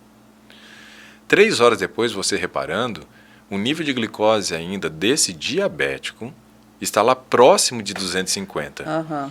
Então, por que eles mandam comer a cada 3 horas um diabético se ele está num quadro de uma hiperglicemia brutal? Depois da comida, a glicose do diabético sobe e ele tem dificuldade de fazer cair. E se cai muito rápido, é dose de medicamento muito alta. Mas eu sei por quê. Para fidelizar cliente. Esse aqui era uma explicação científica da qual eu ainda não tinha noção. Então, olha lá. 3 horas depois, a gente está com 250 quase de glicose no diabético. Se ele comer de novo, o que vai acontecer? Vai subir de novo para mais de 350. Não tem mais gráfico.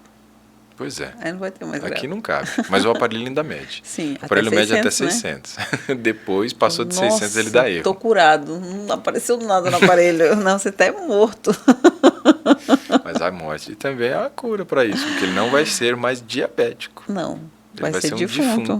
Olha que complicação, hein? A gente tá aqui brincando, gente, A coisa mas é o negócio séria. é sério. É preocupante. E então, essa é uma parte que me revolta, né? Porque não existe uma É explicação. uma das partes que nos revolta. É, mas não existe uma explicação lógica para você falar para um paciente diabético comer a cada 3 horas olhando para esse gráfico. É irritante, né? Chega a ser irritante. Então, isso é pesquisa. Agora, cadê a pesquisa que mostra que comer 6 vezes ao dia melhora? Não tem? Essa pesquisa foi aquela da a Kaliova e a Teresi Pelikanova? É. Ana Não, Kaliova essa não. e Teresi Pelikanova? Essa não. Baseado Mas nisso elas aqui, provam naquela pesquisa. que eu vou mostrar agora. Iago Você já vai- pode você vai colocar mostrar? aí. Beleza. É Ana Kaliova e Teresi. Ana Kaliova e Teresi Pelikanova. Pelikanova. Elas são de que país, cara? República Da Tcheca. República Tcheca. Por isso que o nome é tão maravilhoso, assim. Tá ali, ó. Então, Essa é uma pesquisa. isso é uma pesquisa séria. E por que ela não é colocada em prática? É porque ela contradiz a ciência. A ciência Mas ela foi baseada que em não ciência. é verdadeira. Então, assim, essa pesquisa foi publicada na Diabetologia. É um artigo que foi feito por essas pesquisadoras, Hanna Kaleova, que era estudante de doutorado, Sim. e a Teresi Pelikanova, que era sua orientadora. Os outros são as pessoas que vão colaborar, né, para que uma pesquisa aconteça. Sim. O meu nome está em algumas pesquisas que eu colaborei também. Né? Legal. Mas, como autor, eu tenho poucas, né? Porque depois que eu terminei o mestrado, eu saí da faculdade e não continuei fazendo, né, mais. Fui fazer o mestrado e aí depois não continuei doutorado, pós-doutorado, porque aí teria mais coisa pesquisada, né? Aham. Então, não estando inserido dentro do ambiente acadêmico, você não consegue fazer pesquisa. E você conseguiu falar com elas, né? Na verdade, eu mandei a mensagem para uma amiga da Califórnia, que é professora lá na universidade, e ela conseguiu mandar um e-mail para as pesquisadoras, né? E aí foi a Hanna Kaleova que respondeu. E elas ficaram super felizes de saber que tinham pessoas Que no mundo que pensava pensavam como elas. diferente, né, do padrão normal de comer várias vezes ao dia. Legal. O que elas pesquisaram? Olha lá. 2 grandes refeições, é o que está escrito ali no começo, né, ao dia, o breakfast e o lunch, ou seja, o café da manhã e o almoço. É mais efetivo do que 6 refeições ao dia, né, com um regime de redução calórica para pacientes com diabetes tipo 2. Sim. Foi um estudo que eles chamam de randomizado e com crossover, aonde você faz troca do grupo, ou seja, o grupo que ficou no A por um período passa a ser grupo B depois. Sim. E quem era B passa a ser A. Isso é uma coisa extremamente importante quando você consegue fazer, porque você consegue eliminar o viés, né, da individualidade. Porque tem gente que de repente respondeu melhor a um tratamento do que o outro. Quando você troca as pessoas de grupo e elas experimentam os 2 tipos de tratamento, você elimina isso. Então a pesquisa era essa, 1.500 calorias oferecidas para esses pacientes diabéticos, dividido em 2 refeições ao dia, que era o café da manhã ou o almoço, ou café da manhã e almoço, ou 6 refeições ao dia, café da manhã, lanche da manhã, como a gente viu, o almoço, o lanche da tarde, o jantar e a ceia. Os gráficos que a gente vai ver agora, eles mostram o resultado. Eu não vou apresentar todos os gráficos, porque senão a gente gasta muito tempo também, mas vamos direto àquilo que mais nos interessa. Nesse primeiro gráfico que a gente Depois vai ver... tem alguma possibilidade de você colocar o link dessa pesquisa ali na descrição no YouTube? Eu teria que achar onde a pesquisa está, porque eu já baixei ela para o computador. Ah, Na verdade, entendi. eu tenho essa pesquisa ainda na versão dela, Word e PowerPoint, que a Hanna Kaleova mandou para a gente Então, antes se alguém de ser entrar em publicada, contato né? com a gente pode passar essa pesquisa para as pessoas Sim. que entrarem em contato, né? Então, se você quiser essa pesquisa, Aquele você... mesmo número da NET lá, Aquele mesmo número que você vai fazer a sua inscrição, tá bom? É aquela mesma coisa lá. E aí eu te passo todos os resultados aqui. Vamos lá, Ricardo. eu quero falar aqui do gráfico A e do C. O A é um gráfico que está avaliando redução de peso, que é uma coisa importante para o controle do diabetes no paciente. Então, se eu consigo fazer uma redução de peso no paciente diabético, eu diminuo a resistência insulínica e isso ajuda a controlar melhor a glicose. Tá? O A6, então, é o tratamento A com 6 refeições. O B é o tratamento com 2 refeições, o B2, né? Qual dos dois teve mais redução de peso? O B2. Então veja, comer 2 vezes ao dia surtiu um resultado melhor para emagrecimento dessas pessoas do que comer 6. E aí a gente já desmente aquela questão que lá em 1997, né, foi desmentida também, de que comer várias vezes ao dia auxilia na redução de peso, 97 acelerando o metabolismo. Para 2022 é um tempinho considerável. 25? Pelo amor de Deus, né? 25 Já era para ter mudado esse troço aí. 1/4 de século. Estão no senso comum, porque isso é senso comum, então. Não é científico. Pois é. Então aqui está provado, ó, nessa pesquisa, que comer menos vezes gera redução de peso melhor do que comer 6. Se a gente for observar ali no gráfico C, a gente tem um resultado também muito melhor em termos de redução de glicose no grupo que comeu só 2 vezes ao dia, do que o grupo que comia 6 vezes. Então, isso aqui... O grupo comia 6 vezes, pessoal, o grupo A, tá? Isso aqui é uma coisa assim chocante. Por quê? Porque subentende-se de que o paciente com diabetes vai ter a hipoglicemia e se ele comer, então, menos vezes, ele vai ter um coma, porque vai entrar num coma por falta de glicose. E é mentira, olha lá. A gente conseguiu controlar a glicose melhor comendo menos vezes, enquanto comer mais vezes não trouxe um resultado tão bom quanto. Melhorou? Sim, por quê? Porque era uma dieta já equilibrada, uma dieta hipocalórica, eles estavam emagrecendo. Então, isso já vai gerar algum tipo de resultado.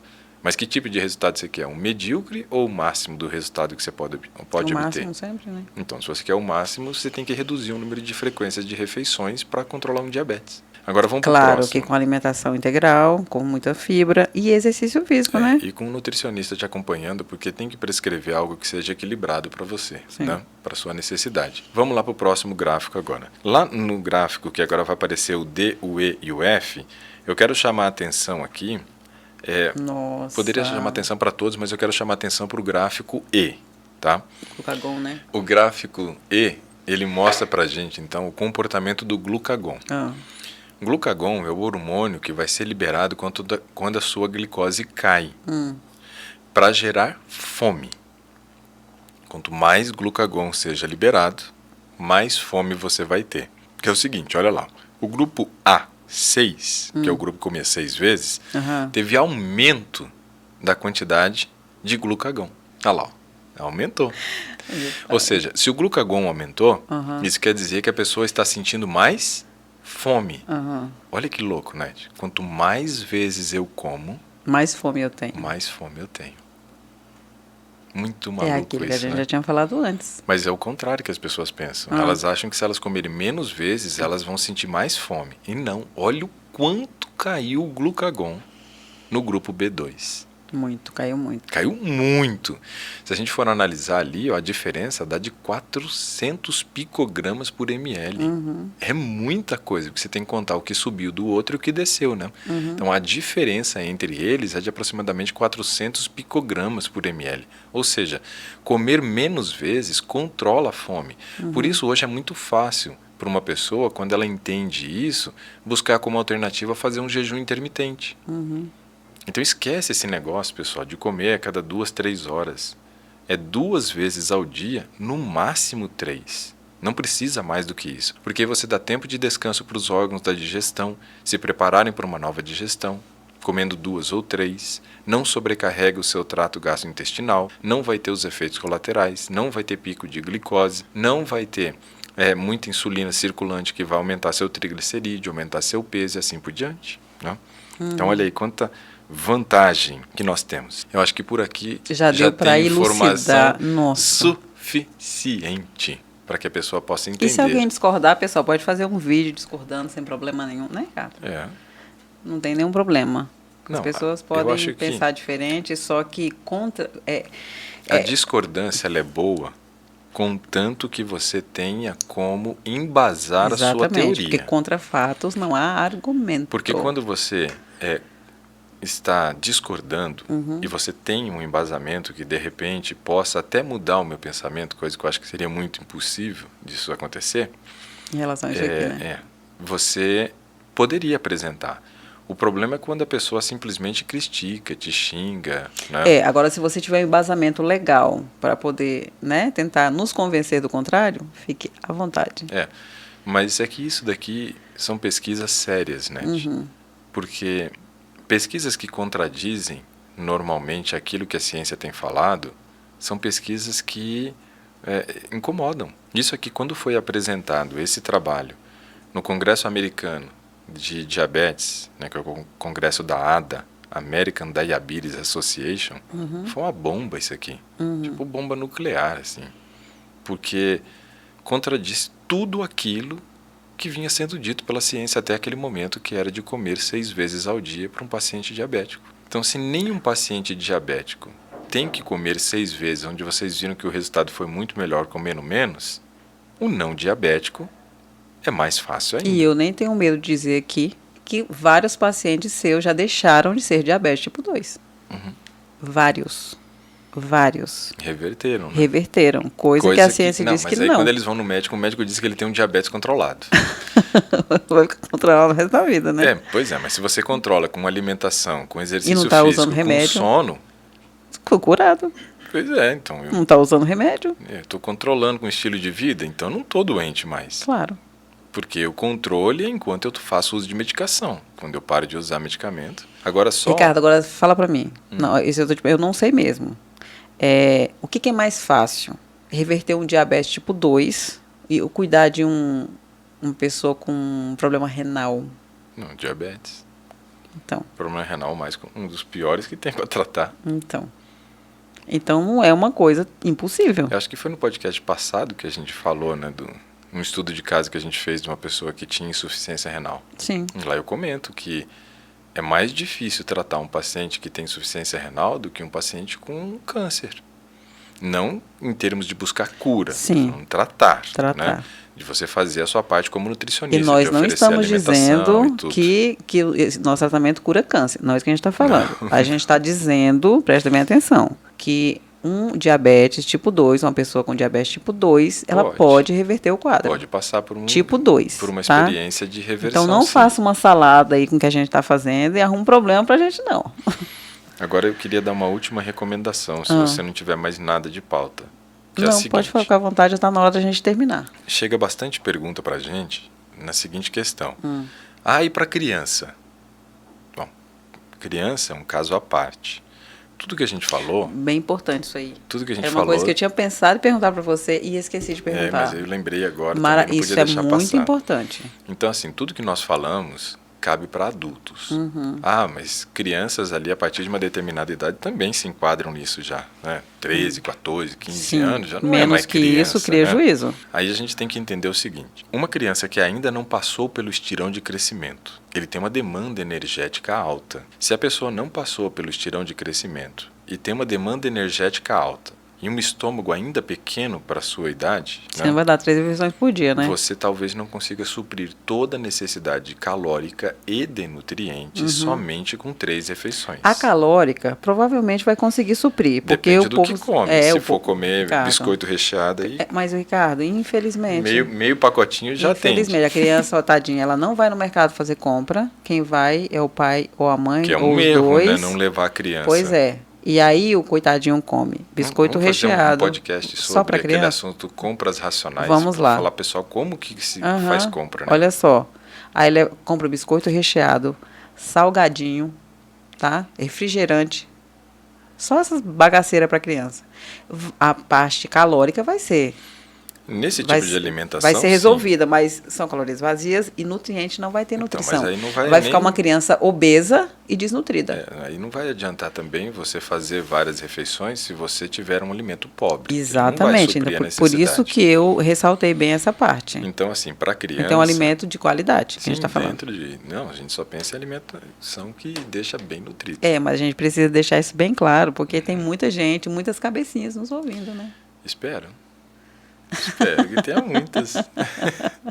E aí, para ter mais, é só você curtir, compartilhar e se inscrever. Aí ajuda o canal a crescer. Já aproveita e já curte logo, porque o povo tem mania de assiste e não curte o negócio.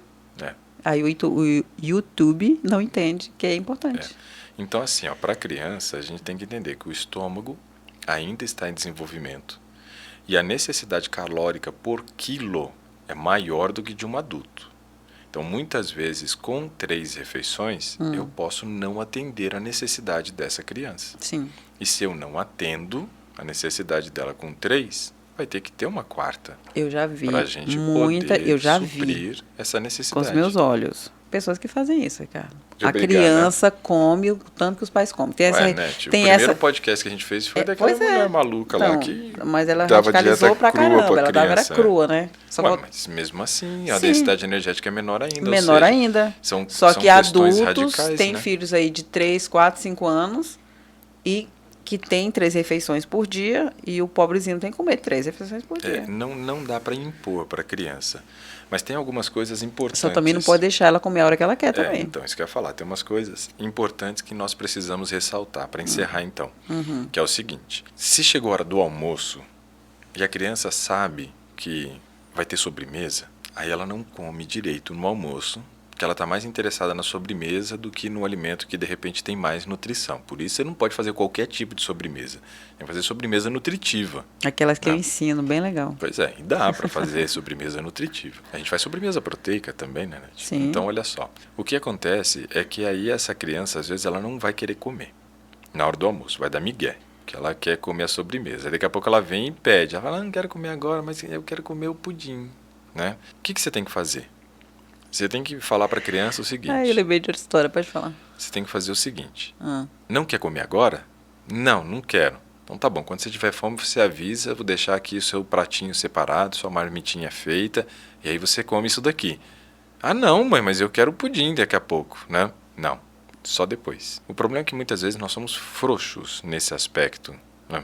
Porque a criança faz birra, esperneia, e aí você dá o braço a torcer muito fácil. Não pode, nesse aspecto. Então, primeiro, você tem que ter certeza de que ela comeu bem naquela refeição, para que ela só volte a comer quando ela tiver necessidade. E não seja algo que ela não comeu agora, porque daqui a pouco ela quer alguma coisa diferente. Aí não rola. Aí você está sendo... Ela vai fazer isso toda vez, né? aí você está dando o braço a torcer e você está sendo conivente com um comportamento que não é bom para a criança. Na parte da tarde, por exemplo, ela almoçou. Bem, comeu. Na parte da tarde, você não vai lá e preparar um lanche e chegar, olha, são 3 horas, hora de comer. Deixa não. ele pedir, né? Você tem que esperar a criança pedir. Ah, mas se ela não pedir? Porque Então, ela não está com fome. Simples assim. Então você tem que fazer isso. Espera a criança pedir. Então esse é um aspecto importante para poder fechar. Não queira imprimir um ritmo de adulto para criança. Se você vai analisar exame bioquímico, tem o padrão pediátrico e o padrão de adulto. Eu não posso colocar o padrão do adulto nos exames bioquímicos de uma criança. Como eu também não posso imprimir muitas vezes o ritmo de frequência de refeições de um adulto para um ritmo de uma criança. Sim. Então essa é uma recomendação importante. Chama Para que a coerência. gente não parta para um radicalismo e acabe gerando consequências ruins depois para essa criança de carências nutricionais, de baixo peso, de uma desnutrição pregressa que vai comprometer a altura final da criança. Então tudo isso são coisas importantes a ser observado. Não imponha ritmo de adulto para criança. É isso aí. Pessoal, então muito obrigado pela sua participação. Espero que nessas 2 horas eu tenha conseguido trazer para você conhecimento suficiente para você decidir comer menos vezes ao dia. Espero que você possa deixar aí o seu like, né, nesse vídeo nosso, compartilhar com as pessoas que você quer que também tenha saúde e se inscrever aí no canal e ativar as notificações, né, marcando esse sininho. Ali você clica nele e clica em todas para você receber todas as notificações nossas, ok? Um grande abraço para todos vocês, um bom descanso, nos vemos no próximo podcast. Só que assim, um bom descanso dependendo, né? Tem gente que não assiste à noite, né? Então, como eu vejo um pessoal cumprimentando, né? Para você, bom dia, boa tarde ou boa noite, né? E se você está assistindo de madrugada, boa sorte. E muita saúde para vocês. É isso aí, até mais. Tchau, tchau, pessoal.